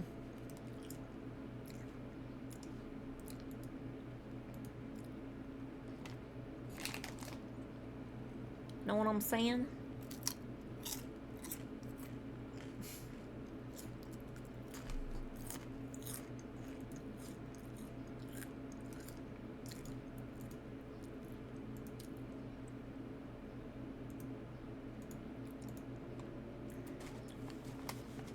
You know what I'm saying. Bloop.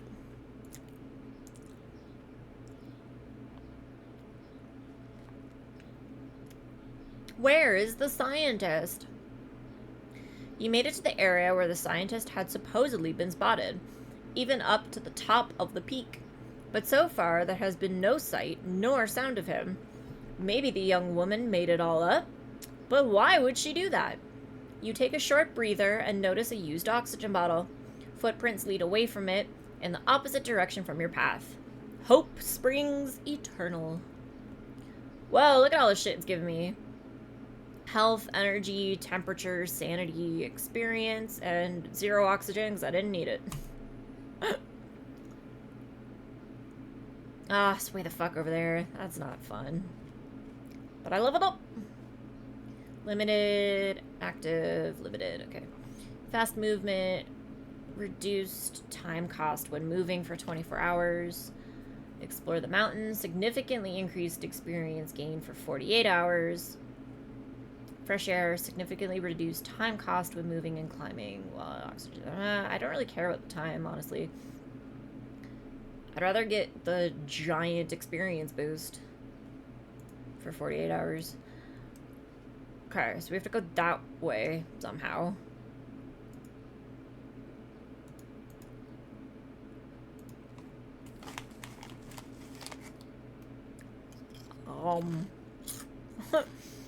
This stupid program just went from saying that I had been streaming for 44 minutes to streaming for 2 hours. This program is such garbage. Why do people like it so much?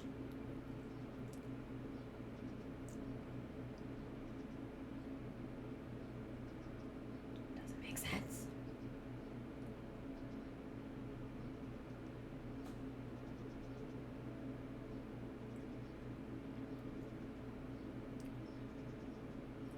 I don't understand the messages I'm getting. But sure. Everybody texts me the weirdest shit. I swear to God, they just want to see what my reaction is while I'm on stream. Is that... That's a shrine. Alright. Well. Energy, energy, energy. Huh? You could use some energy too. You little passed out peppers on my lap.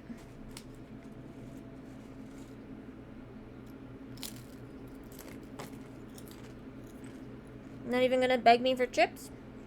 Eh. Okay. Even drums begged me for chips. Kinda, sorta. While staring at the starry sky, you notice, there! A shooting star! You quickly make a wish for, oh yeah, fuck, energy. Huzzah! Okay, seriously now, though. How the shit am I supposed to get over there? Oh, there's a thingy there, though. That I think is safe to get to? That's really fucking hard to tell.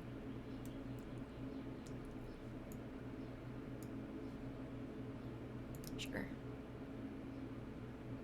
It uses up so much energy, though. Is it really safe to get there? Oh, no.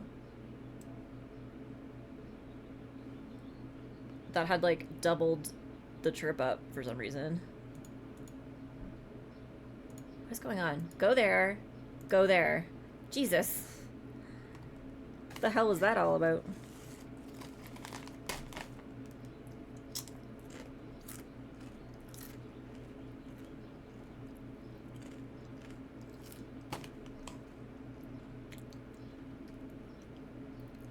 Oh my god, look at all the caves.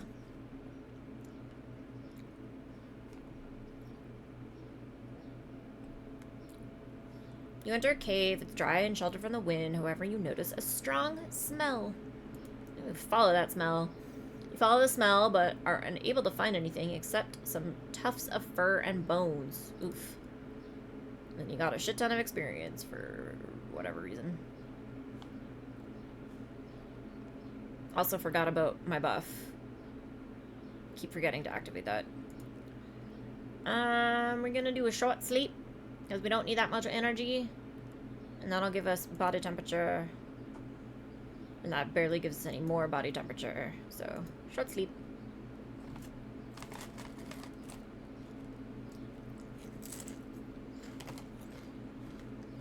Alright. Okay, we need to go that way, so I think we can go this way.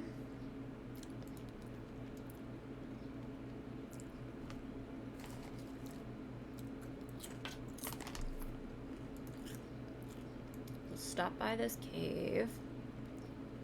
See if we can find anything cool. You enter a cave. It's dry and sheltered from the wind. Further back, you see a small tunnel leading into the darkness. You explore. You want to explore the tunnel, but it's so dark that you don't see your hands in front of your face. Just step into the darkness. Let it consume you. You crawl through the darkness on all fours. After a while, you encounter some rubble. It looks like the passageway has collapsed. You can't go any further, but you get a shit ton of experience for it. Again, if we do another short sleep. Although...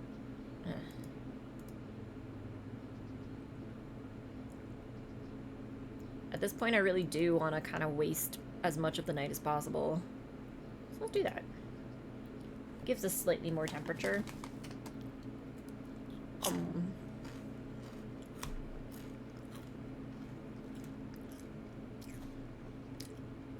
Don't you huff at me, puppers. You're heavy puppers. No. No.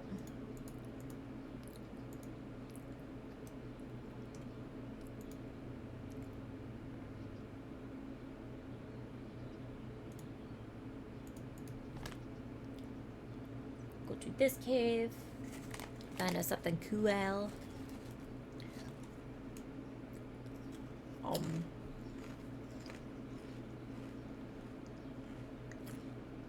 You enter the cave cautiously.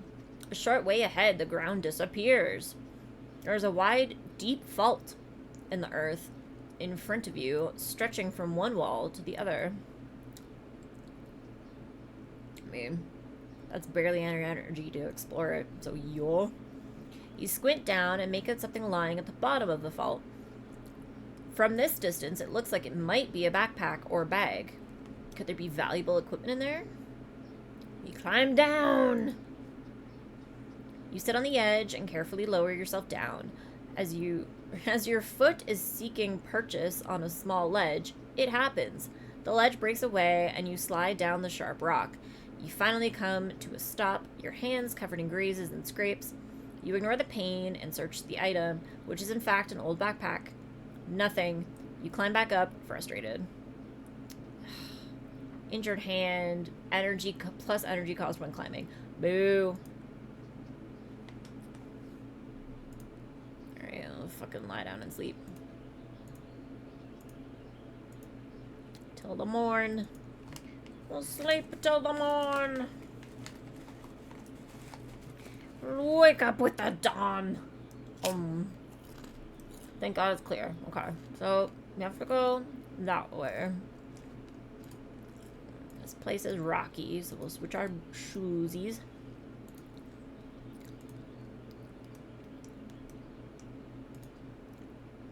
Sucks that we have to do so much climbing after hurting our hands.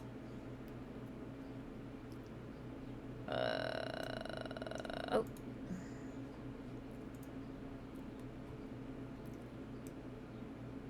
Oh my god. This mountaintop is littered. Look at all the stuffs.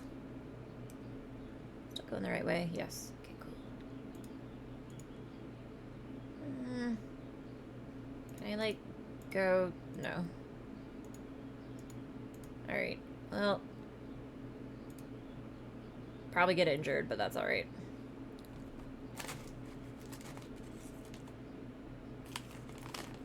Rocks and debris as far as the eye can see. You balance carefully on the... Oh my god. Sorry, I just got distracted. I just got like a huge... Someone's barbecuing hot dogs. I can smell it. Like the good, like the like... good hot dogs. That like when thrown on a barbecue make you want to have a friggin' backyard summer barbecue party. Like the good cheap ones. It's been a very, very long time since I've had a hot dog. I'm not allowed to eat them anymore. Can you tell?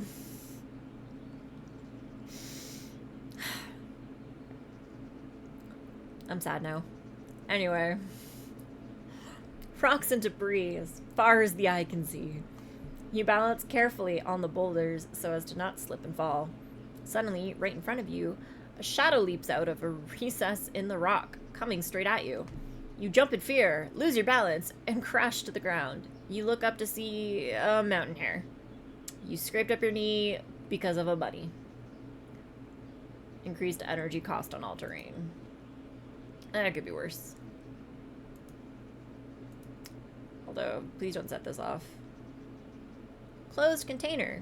You come across a corrugated metal shipping container covered in rust. It is closed by means of a massive lock. Maybe the occupiers used it as a storage facility? You could try to break open the lock with a rock. I mean, yes. Success!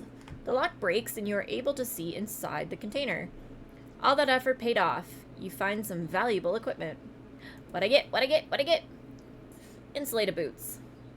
Plus body temperature per hour when moving. Well, I mean, I have the space for them, despite the fact I don't need them right now, so... We'll take them. Yes, please. Oh, and we leveled up. Limited time effect, ignore dangerous terrain for 16 hours. Limited time effect, significantly increase oxygen gain for a time, but increase sanity loss until end of mission. Active until the end of the mission. Reduced penalty for sleeping without a tent. Plus body temperature per day. Yeah, that. We only have one tent left, so... I mean... We're supposedly doing good right now, but... You enter a cave. It's dry and sheltered from the wind. However, you notice a strong smell. We follow that smell. You follow the smell, but are unable to find anything except some tufts of fur and bones. No! Follow the smell and hot dogs. Follow the smell and hot dogs. God damn it. Lay down and sleep. Ah! I mean, the brief sleep literally fills everything, so yes. Oh,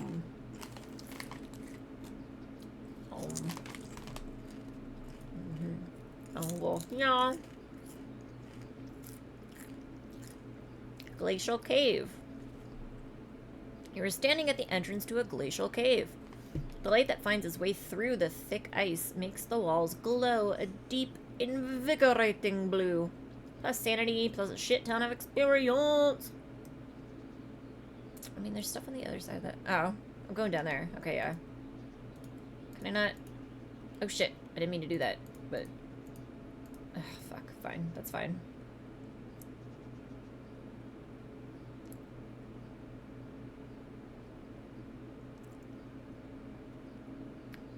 Jane is acting strange. That's because I want hot dogs. It's because All I can smell now is hot dogs. I just fucking want hot dogs, and I can't have hot dogs.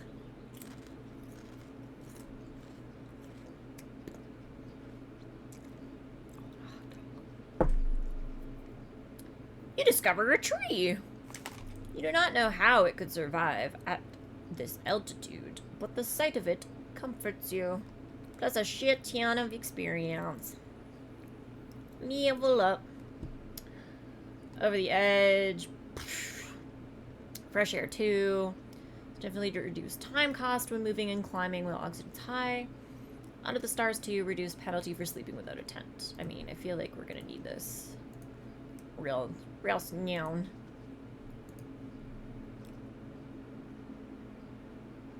Saddlebag. You discover a large leather saddlebag lying on the ground. Right next to it, you discover faded footprints. You find an intact tent in the saddlebag. Well, fuck.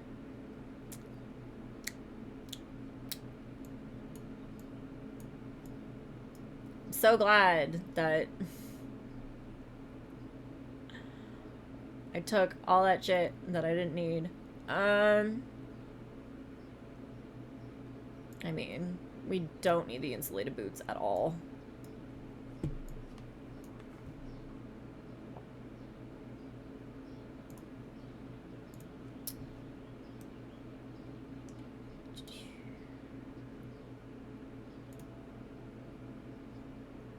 I looked out there.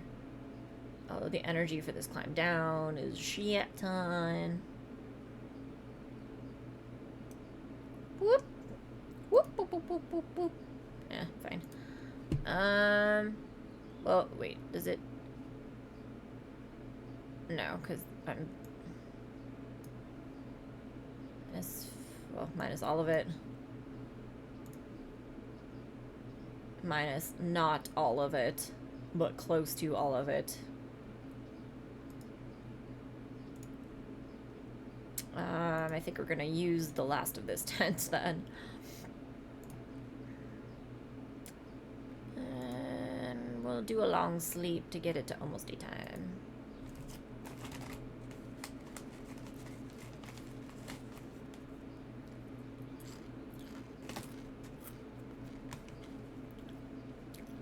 Bloop. We'll re-OCD organize this. Oh, did you wake up? Oh, big yawn. Big yawn. Did you really wake up, or are you just going back to sleep? Oh, kisses. Thank you.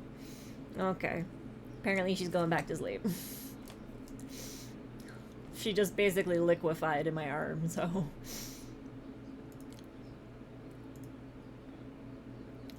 Bloop. Scientists better fucking be here. If it sends me to like a third location, I'm gonna be pissed. You trying to block the light out? Oh my god. A new ally? You spy a tent behind some rocky peaks. It looks like it is in good shape. You slowly creep up to it and look inside. You see a stranger wrapped in a sleeping bag.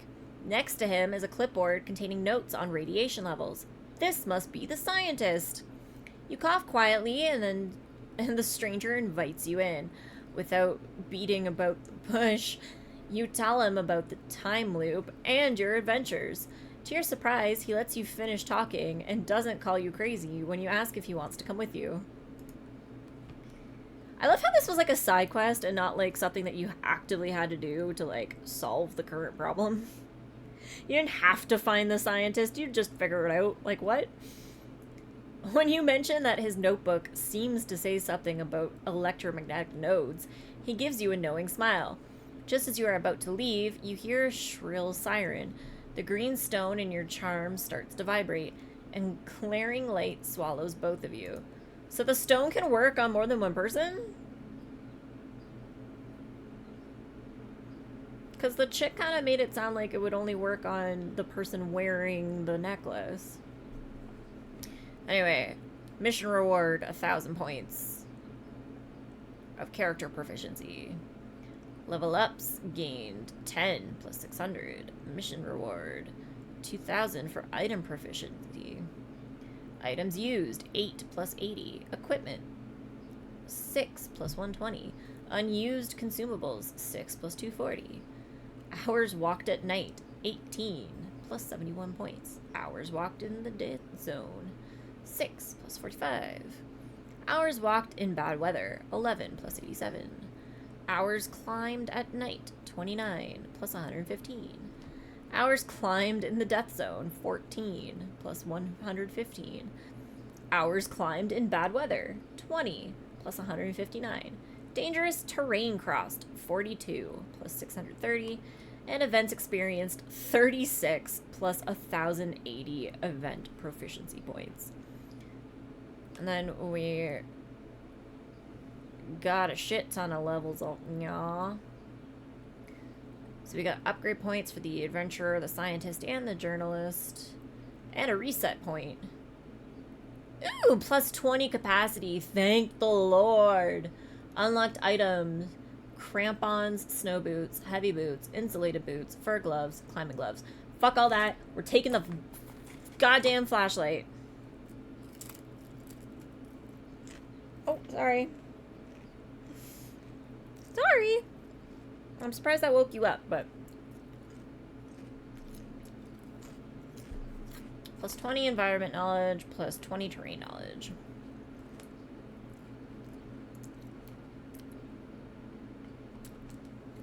That was a pretty profitable trip,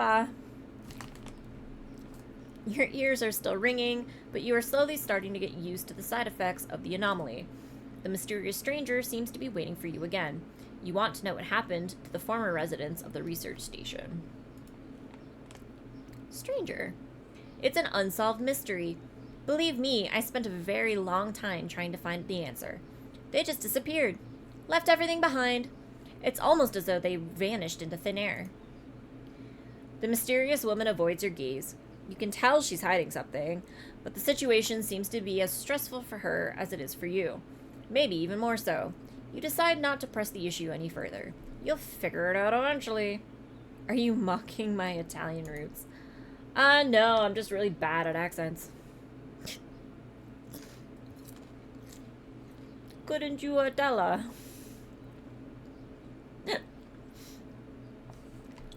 Please, we need to focus on the task at hand. Keep looking around outside while I run some more simulations. I should be done soon. Like how there was no, specific... Unless this is it. By the way, I think it's wonderful that you brought reinforcements. And a real expert, too. I'm sure we'll learn a lot from each other by working together. We need to become a real team. Okay, so yeah, they did address the fact that you, went out and found a scientist and brought him back. Okay, characters! Regeneration. Whenever you use a consumable, you gain some health. I don't really care about that. Night Owl. Gain more experience in events during the night. That seems like it would be useful. Active skill. Master Climber. Reduced energy cost on all terrain.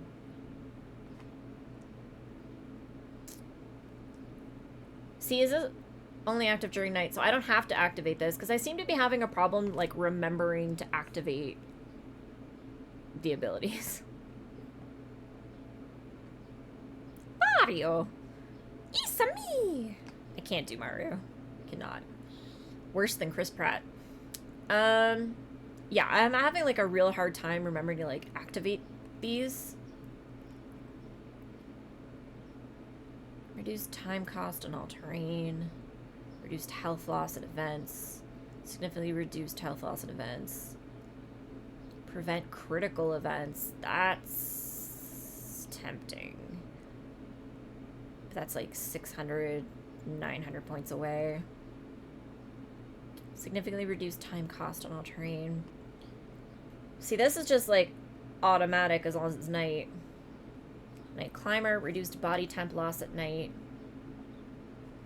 One with the stars, reduced energy cost of all climbing at night.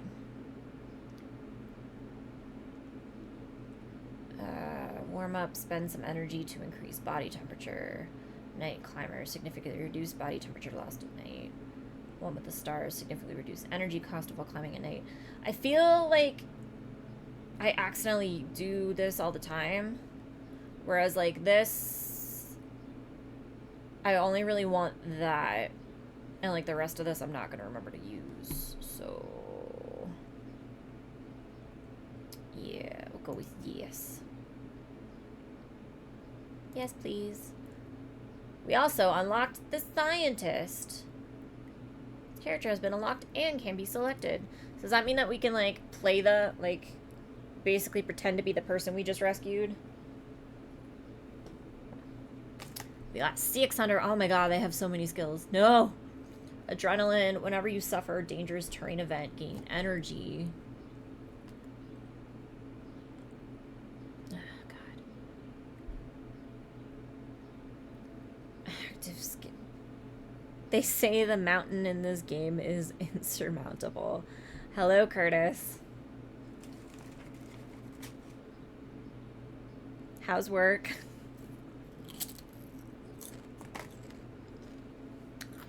Hola, ¿cómo estás?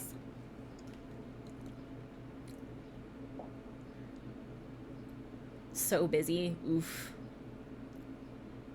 Active skill, mad genius. Spend sanity to gain a temporary buff of your choice. Boo.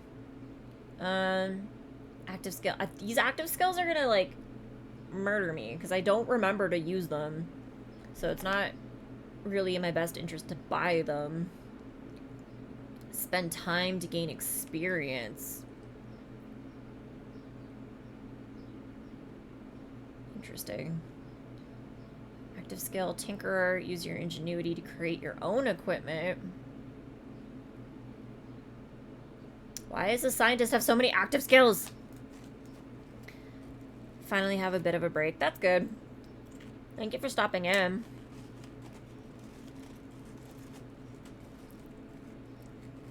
You can rewatch how terrible the beginning of the stream went later on YouTube.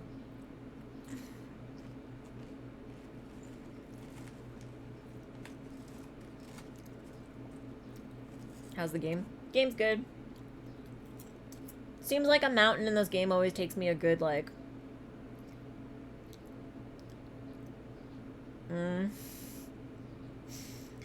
2 hours to do. I shouldn't have said anything. It would have been hilarious. It would not have been hilarious, Drums. It would have been horrendous. You would just be realizing now. I'm crying myself to sleep. Nah. It would have been like half an hour in, and there would be exactly one viewer, which would be chronic, not paying attention. Wait, what happened? The program errored, so like the first 15 minutes of the stream didn't have audio.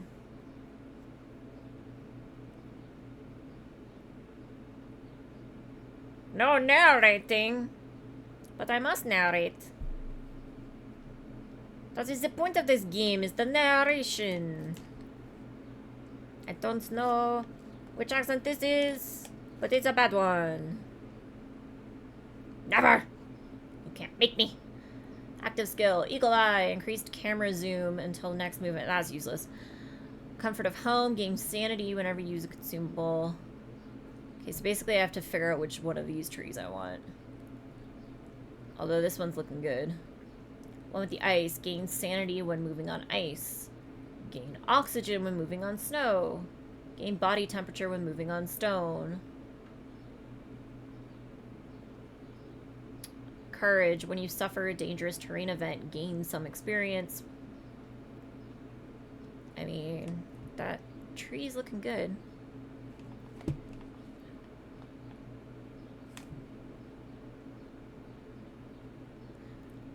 Why the goth look today? Cause I've been sick the last couple days, so I already looked like death. So I was like, I'm gonna put makeup on to not look like death. But then I wanted to do, like, it's Pride Month, so I was gonna do asexual Pride makeup. This lipstick was supposed to be purple. It clearly is not. On camera, it looks black. In person, it looks blue. It was supposed to be purple.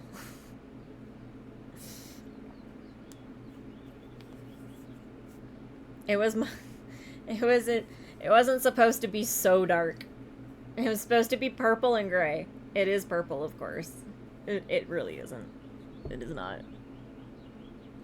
Just thought it was black, but I like it. Yeah. No. I have a different purple one I'll have to find for tomorrow, so that I'll look less angry at the world. Depressed about life. Simultaneously dead and alive. Take your pick. Herbology. Teas and herbs are more effective. Early sleeper, gain energy when waking up. That's not bad. Always prepared. Canned food and oxygen bottles are more effective. Active skill first aid. Spend some time to heal your wounds. I don't know. I think this one's the better tree. Because when you suffer a dangerous terrain event, gain some energy. You suffered. Yeah. Gain oxygen when moving on snow. Body temperature on stone. Sanity when moving on ice. We'll start with this. Cool beans. Cool beans. Okay, honey. Can you stop licking my leg? You little weirdo. Also stop chewing on the blanket. Dog's being weird. Why is it still yelling at me? What, because I have 100 points? I don't have anything I can spend 100 points on, so why is it still yelling at me?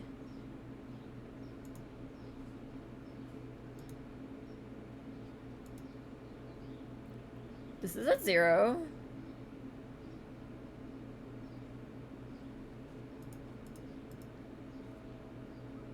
That's at 100, but nothing is 100 points. 2, 2, 2, 2, 2. Can't buy these. Or can I? Oh, you can. Increase maximum energy. I mean, yes. Okay, Nika. Okay, look. Look, say hi to people. Say hello. Say, stop licking my hand and say hello. Yeah, you have no interest, huh? Can you maybe stop licking my hand then? Look, where's Curtis? Oh, where's Curtis? Say hello, Curtis. Hello. I swear to God, this dog is drugged right now. What's going on? Do you want to go out? Is that what's going on? Okay. Go on. I release you. Godspeed. Or just stand there and look at me.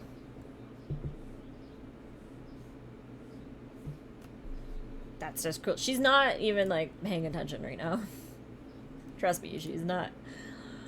She has no idea what's going on. Reduced energy cost on ice. Reduced energy cost on snow. Reduced energy cost on rock. Improved protection from terrain interruption events. Oh, yes. Yeah. Get rid of these, please. Upgrade that twice. 10% improved protection from terrain interruption.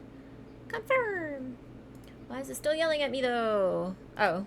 There's panels! Haha! I figured it out. Environmental knowledge. Reduce body temperature loss at night. Reduce oxygen loss in the death zone. Reduce body temperature loss in cold weather. Reduce energy cost effects in stormy weather.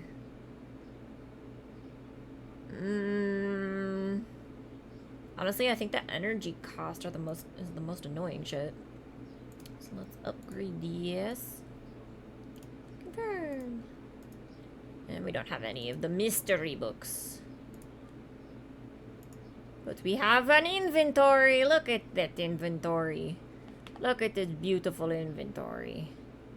He's gorgeous. What are the crampons? Minus 25% energy cost on ice. Hiking staff. Minus energy cost on flat terrain and Cost 1 climbing, 1 height difference. I mean, this flashlight's like the most valuable thing. Increases your light radius, plus you can use it in like the cave and shit. So yeah, that. Confirm. 100%.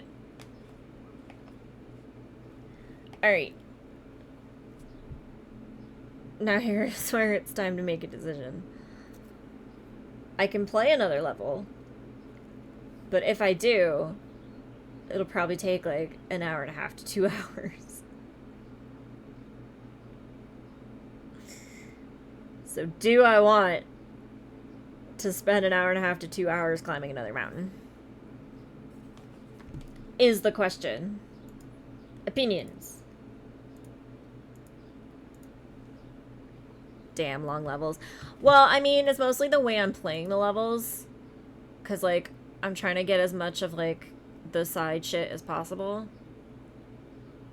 This mission is on... Oh. The side mission is for the scientist. That's interesting. And my red backpack moved, because it was over here before.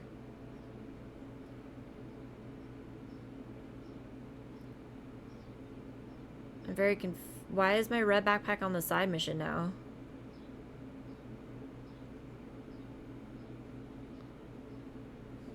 Why is there no fucking frickin' key to tell me what the backpacks mean?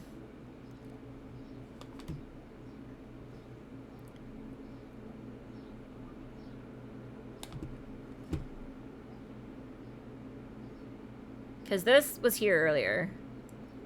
And now it's moved. But this is a side mission, and this isn't. But this will unlock the journalist. Or lead me to unlocking the journalist. Side mission. Great deal of dangers. Train on this mountain. Scale the summit. Reach the goal.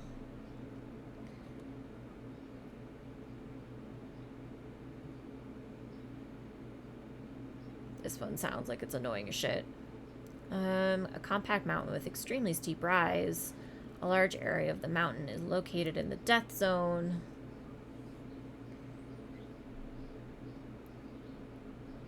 There's a great deal of dangerous terrain on this mountain. I mean, the game seems cool, but it's no attack on Hex Island. Eh, guys? Eh? Eh?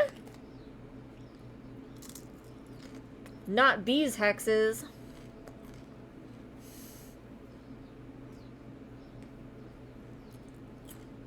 Ow. Does that pull my hair out?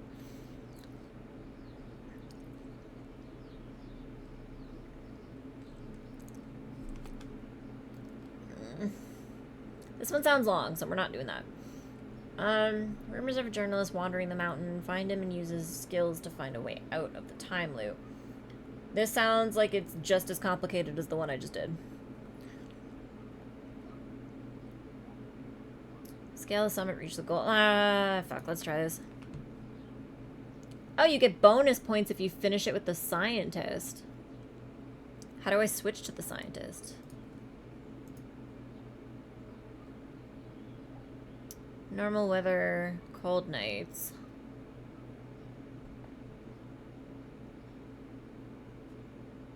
I mean, I don't know how to switch characters yet. I haven't figured it out, so I'll do this one, I guess. Attack on Hex Island is pretty cool, but its lack of egg-throwing trees is disturbing. Is that a hint, hint, nudge, nudge about a possible future monster in it?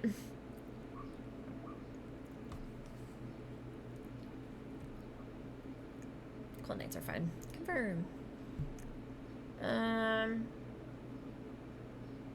Yeah, whatever. Start. We're going for a second summit. And you all talked me into it. This is all your fault, so you're not allowed to leave. You're stuck here with me. That's how it works. There's a new task waiting for you. A new challenge to master. You head out again into the unknown. Okay. Where the fuck we going? Oh, shit. It's very far away. Trade. You find a fur pouch hanging from a branch of a skeleton tree. You stop. It looks as though someone has placed it there on purpose. As you open the pouch, you discover an oxygen bottle inside. An offering? Something inside you tells you that you should not only take, but also give. What do you leave in its place? I mean, I think... yeah. It sucks that we're getting that so early. But I do need an oxygen bottle. Nope. Okay.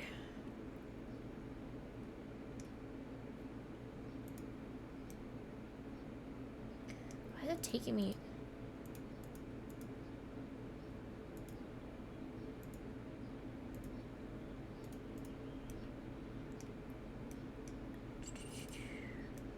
yeah, go that way. Freaking stupid. Would you want to get killed? What did you leave? I left a can of food. A can of provisions. Because we kind of do need an oxygen tank. And my points aren't high enough for me to just take one with me when I leave on an adventure, so... it kind of sucks that we had to do it so early, and then I had to give up basically my energy provisions. But... shrine. Steps have been hewn into the stone, leading to a pedestal of sorts. Some type of religious site or shrine, maybe? Oh no. I choked on a chip. Curtis muttered, do you have a secret bag of chips somewhere? Don't do it, Drums. They're trying to kill me. You're not a particularly spiritual person, but somehow this place feels holy. It might just be your imagination, but you pray to the shrine for, energy. Yoink. And we're gonna run over to this treasure chest. I have secret bags of chips everywhere. See, I'm not the only one. It's a thing, Drums. You have to be careful that they don't kill you. Because they'll try.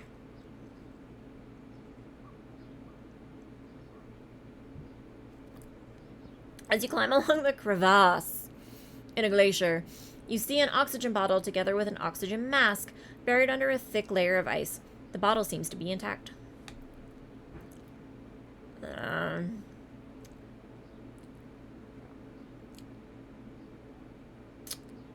Use a stone. It's under ice. Why would you dig for it?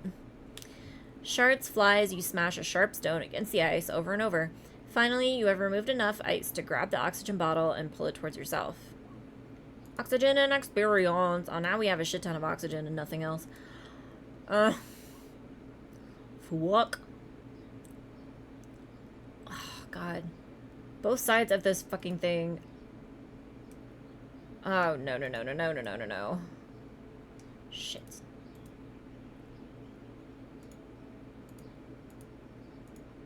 Shit.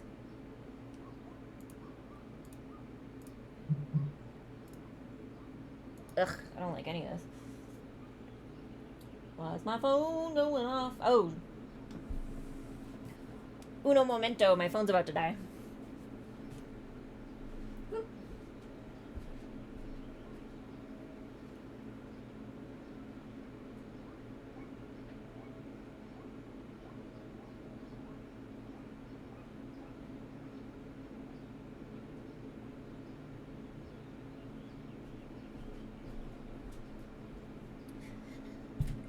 Save the precious.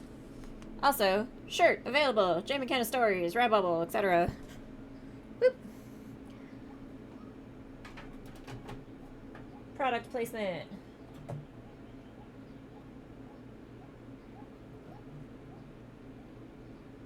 Oh, don't access my phone. Just charge it.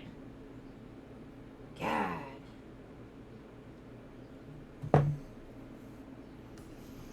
What is Attack on Hex Island? Is that even worth it? I don't know. How much is it going for these days? It's an octoplode skeleton. I saw the new flag ones, by the way. They're rad. Thank you. Jay, is a robot. and in less than a week put out, oh shit, it was 21 designs. We got the Land Centaur, or no, Chimera, not Centaur. The Land Chimera and the Sea Chimera were both put out on like Monday and Tuesday or something like that. And then they've been putting out those Pride Centacorns for the rest of the week. It's insane. I think they have like 4 more designs planned before that they want to draw before the end of the month.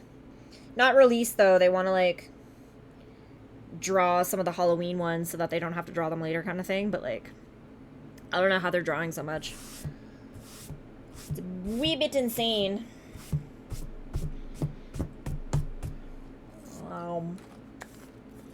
I'm pretty sure James is the only person on your team who actually sleeps. It's possible.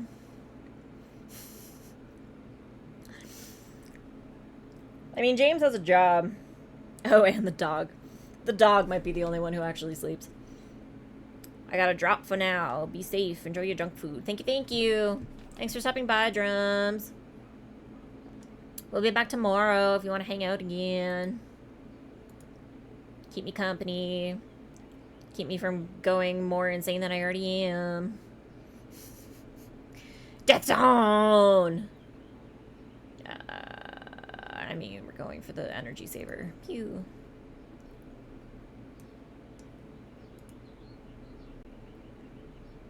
Sure.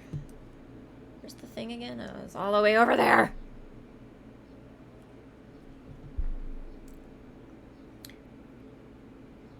Why are you not freezing to death? Because my adventurer is wearing a bunch of shit.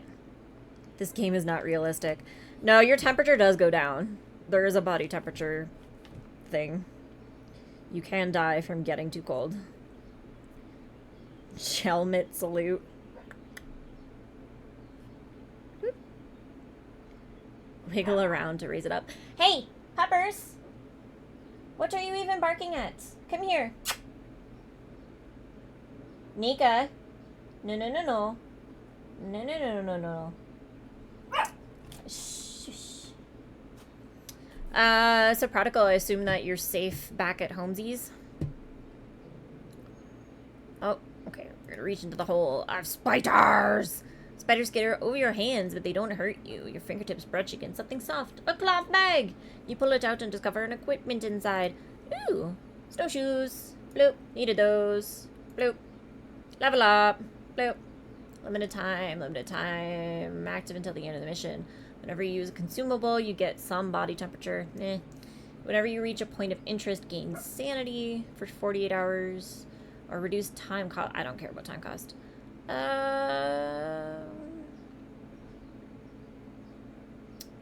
Fuck. Find body temperature. None of those were good. Alright. Nope.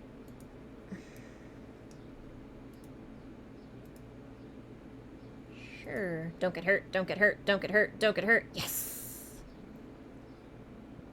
Yes, I am safe and sound. Still recovering from lagging of the jets. Oof. Oof. Also, yes, Curtis, the hole of spiders is very, very gross. No, sadly, I did not make it talking from the other side. You didn't have to be sarcastic about it, Prodigal. God. You could have, like, broken a leg. You don't have to die to not be safe. Them jets, how they lag. Oh my god. Nika! I think someone's taunting her from the parking lot. Nika, come here. Come here. Nika, come here.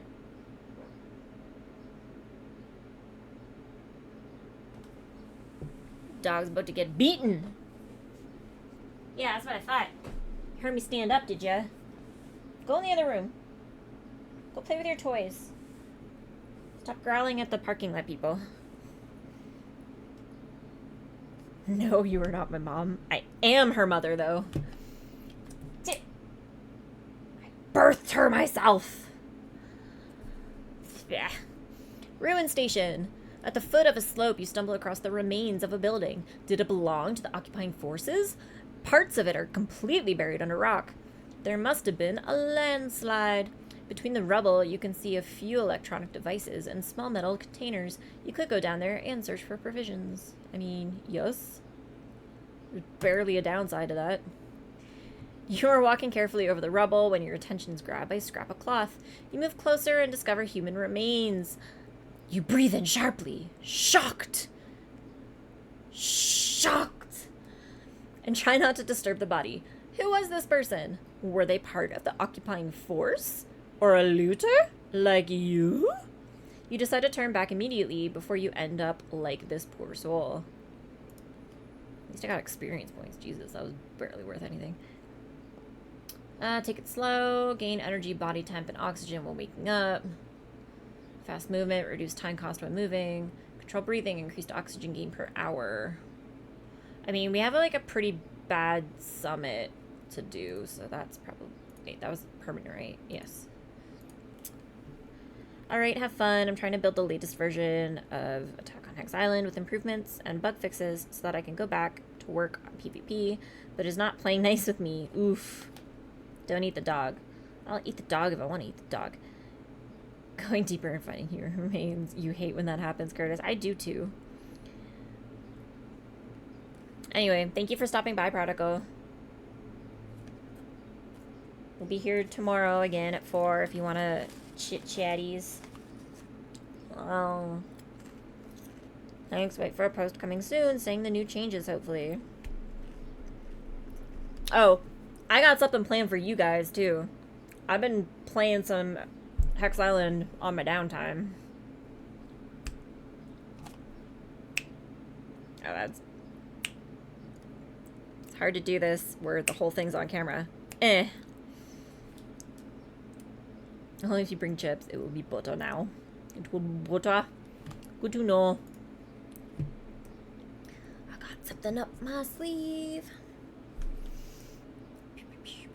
Where the fuck am I going? I'm going that ways.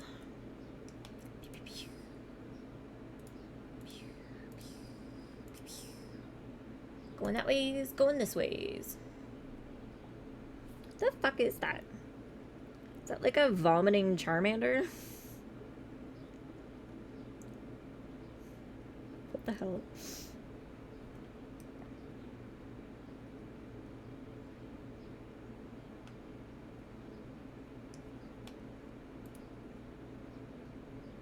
Oh my god. She's on fast forward and she still walks so slow.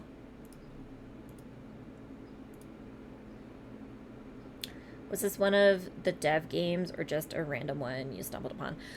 This is one that I got for like super cheap during like a DLC. And I like the fact that it's just like a... It's like a rogue like text adventure. Oh, fuck. So I started playing it. Because it's like a good one to play with just chatting. Because you don't really... Nothing is urgent in this. I can just point and click and then do stuff and then not have to worry.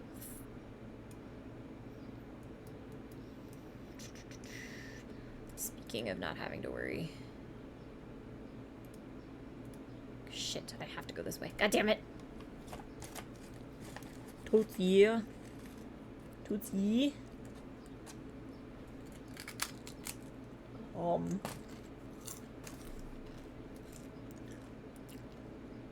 Problem is the controls are kind of a bitch. This camera sucks. Nope. Nope. Okay, well, we're gonna climb to here and then use a tent. That's all we can do, apparently. Yeah, dog, yeah. You got me muted, don't you?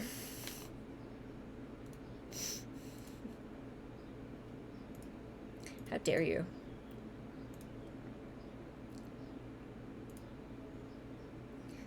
5, 5.5, 12. Yeah, okay. You totally do. You totally do. I caught you. Bastard. I hope you come across this on YouTube later. See just how much I humiliated you by catching you.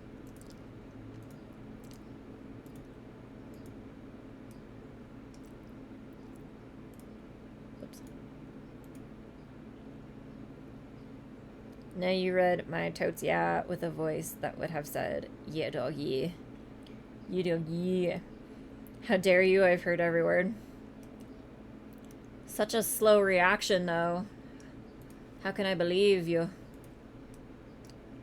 I simply cannot! This is like the most uneventful mountain climb I've had. There's no tokens anywhere. I'm just fucking climbing a mountain.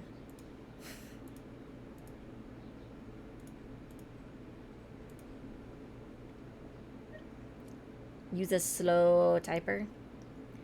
Use a super slow. Oh, there's a token. But it's like completely cut off. Fuck.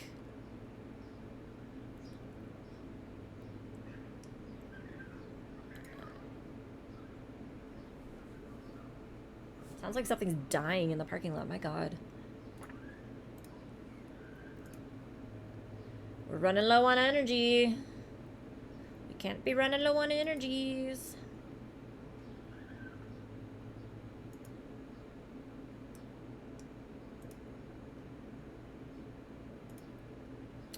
Hopefully I'm going the right way to not die.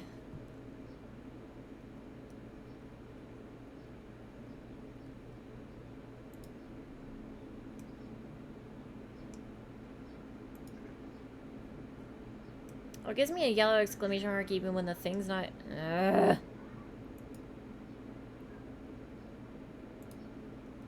Okay, hopefully this gives me something good. Rat row? I agree. This mountain ain't fun. As you step through a rock arch, a giant of a man in a torn anorak suddenly blocks your way. He points at your backpack with a scowl. Is he going to mug you? As if he has read your mind, the stranger starts to rummage around in his own backpack. You're relieved. He only wants to trade. The towering man indicates that he would like to have an oxygen bottle. You could take one of his possessions in return. You take...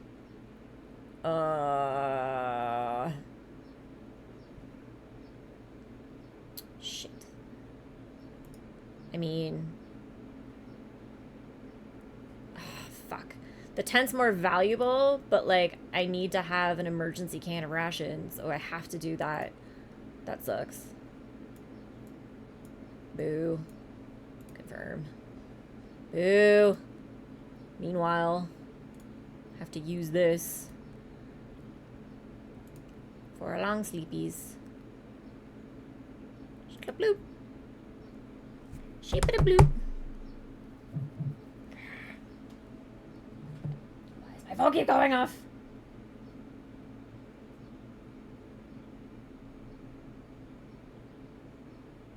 Oh, there's like a bunch of people commenting on Reddit, I guess. Sure. Sure. Why not? Whatever you say.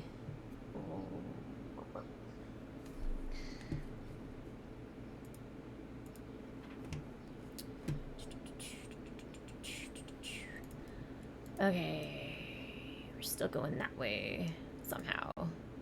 Oh. Not that way, though.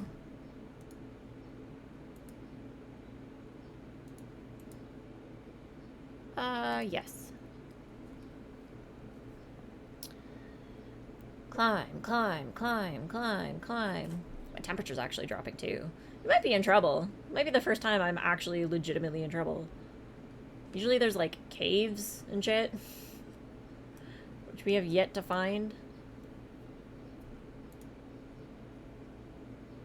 Like, other ways to replenish energy or temperature.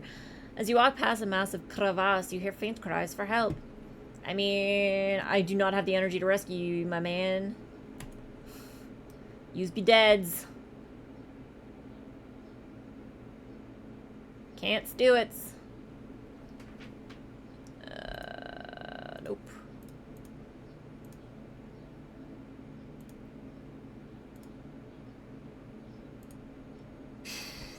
Can you just say no to trades, or do you have to do them? You can say no. You can say no, but, like, I needed the energy from that trade, so, like, I kind of had to do it. It's just, I would have preferred the energy that a tent gives you over a canned food, but, like, I had to go with the canned food because you can use those last minute and you can't use a tent last minute. So you kind of need the canned food to survive. Oh, that's cutting it close. Don't die, don't die, don't die! Oh, yeah. Boy. Oh, yeah, boy.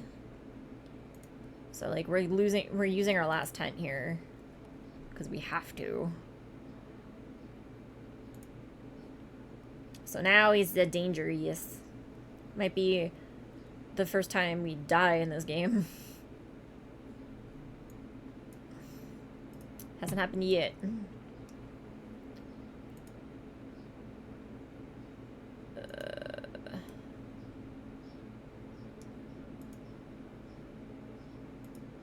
I don't know why we're gaining temperature by making this climb, but sure.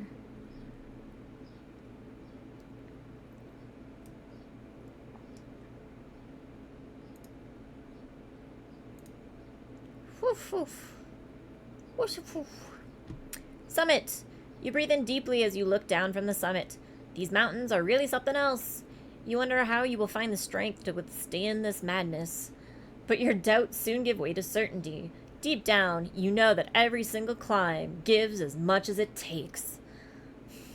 Every step provides experience, makes you better. And now it's time to keep going and reach your goal.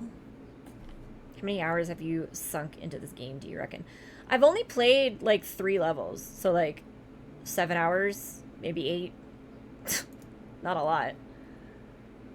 Oh my god, it's so far away. This is honestly, like, the quickest level I've even ever played of this, because we haven't come across, like, any side events. Although it looks like there's, like, a couple on the way back, thankfully. Because usually there's, like, a million of these around, and I stop and get all of them. But not this time. You enter the cave cautiously. A short way ahead, the ground disappears. There is a wide, deep fault in the earth in front of you, stretching from one wall to the other. I mean, we don't have the energy to explore it, unfortunately, so I'm gonna do a long sleep so we get as much energy as possible. Give me my freeze energies. And it's a clear, gorgeous day on Mount Get Me the Fuck Out of Here. Boop.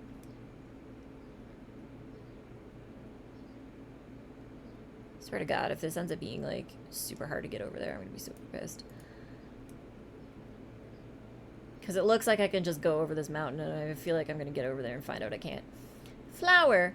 Your gaze wanders across the ground as you balance on a narrow ridge. Something catches your eye. Covered with a fine layer of ice, the bright colors of a mountain flower shine out from behind the rocks. You bend down over the petals and inhale the delicate fragrance. A warm feeling of happiness streams through you. Plus sanity, plus experience. Boo. Boo. Earns. Fuck. Nope, nope, nope.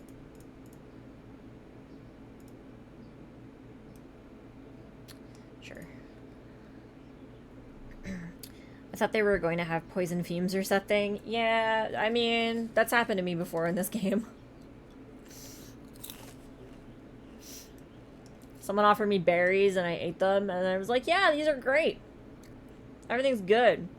So then, like, you continue eating them and then you, like, get horrendously poisoned. Oh, for fuck's sakes. Let's go. Ugh. This fucking shrine better be worth it.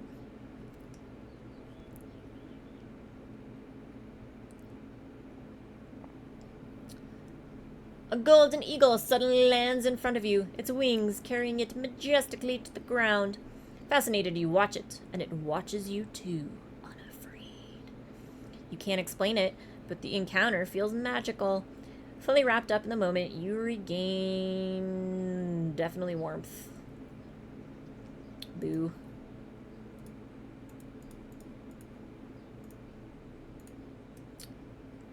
Ah, shit. I just fucked myself. Damn it! God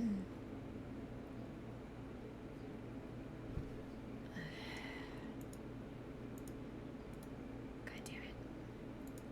Ah!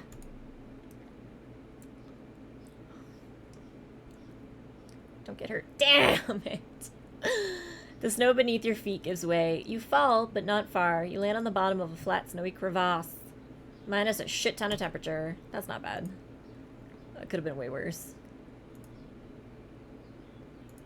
Ice, ice, ice, ice, ice, ice, ice. Thank you, Coffee Streambot. Well, break's over. Good luck and Godspeed.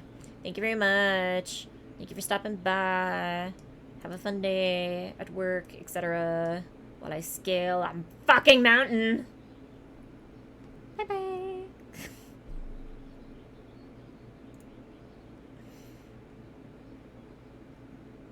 My pleasure. Later. Oh my god, it's so much farther than I thought.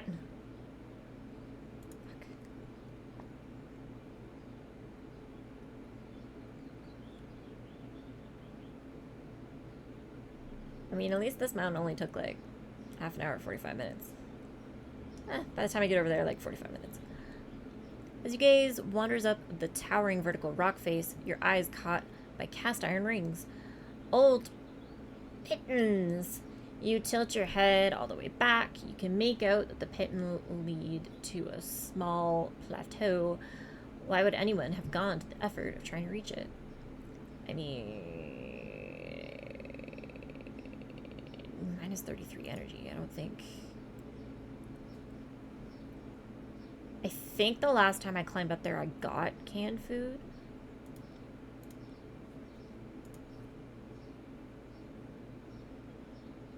Alright, this is the roll of the dice. The hooks creak alarmingly as you use them to pull yourself upward. You hesitate. Fall from this height could kill you. Slowly you creep up, inch by inch, until you finally reach the plateau and shelter in a rocky niche. The place has provided refuge to mountaineers before you, and they left something behind.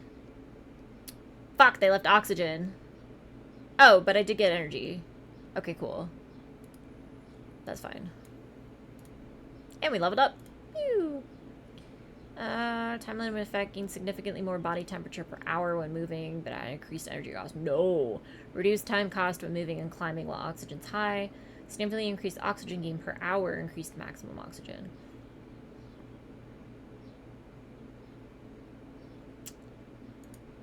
I mean, time cost doesn't really matter. We are going to, like, throw one of these. Yes. Throw one of these. Yes.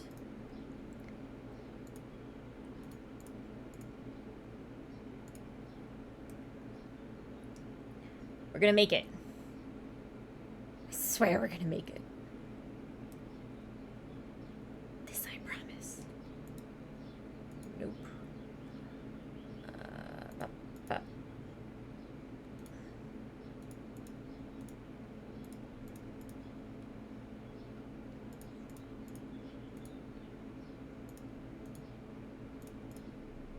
Shit.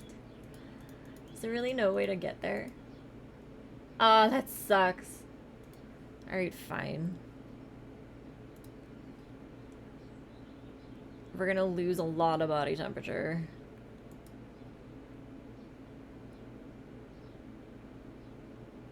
So we might as well lose slightly more and gain way more energy.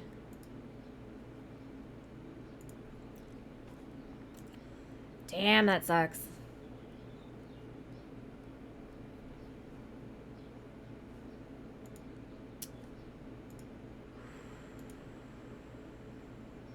We have to hope that neither of these trigger an event. Or if they do, that they don't kill me.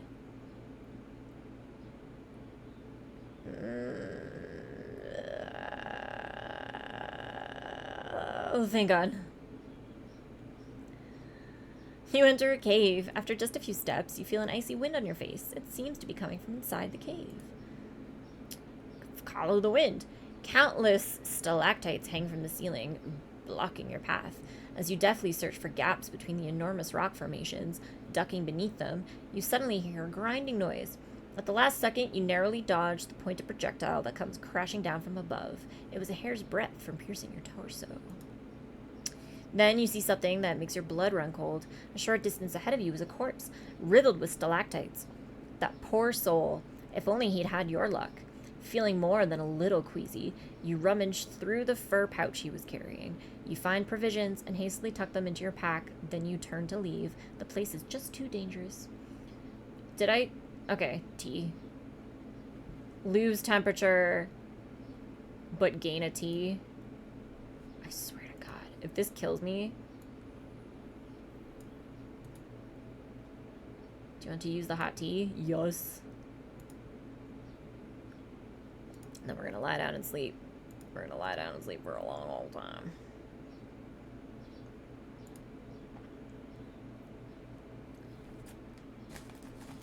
Whew. Whew. Critical status. When a stat other than health reaches 0, your status is critical. Your path preview turns red once any of your stats reaches critical level. If you continue to move in this condition, you will face dangerous critical events. Careful, if your health reaches 0, your run is over. Cool. Cool. How about we gain body temperature per movement per hour, then? Since that's what's currently critical. And then we walk here. And then hopefully we're done. Hopefully we're done. Please be done. Please be done. You have reached your goal. Your body feels weak, but your heart is jumping for joy. You know that the mountain is a merciless foe, but this time around, you have defeated it. Close. 'Twas close. We got a good old character bonus reward for doing that with the adventurer. I was like, we need it because all 3 of these stats are low. So that was helpful.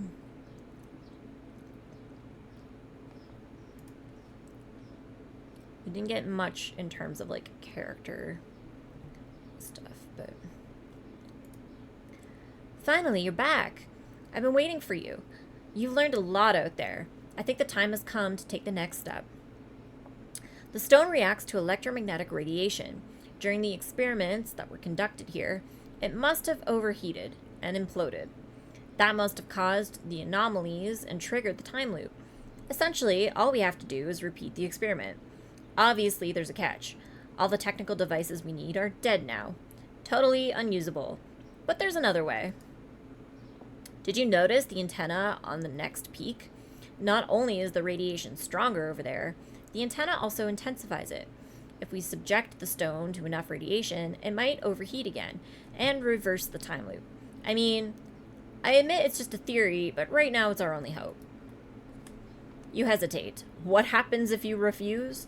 After all, scaling a mountain isn't exactly a walk in the park.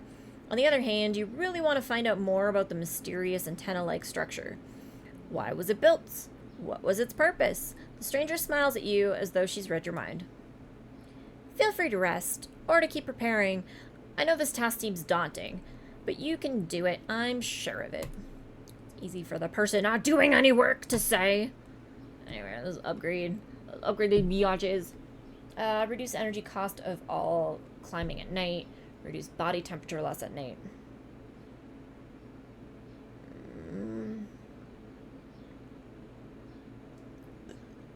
I mean, we walk... I feel like the energy's the one to do. Even though we just ran out of body temperature, but... And then scientist, we have 200 more points, so we can do gain more sanity back while moving on ice, or gain oxygen while moving on snow, or gain body temperature while moving on stone.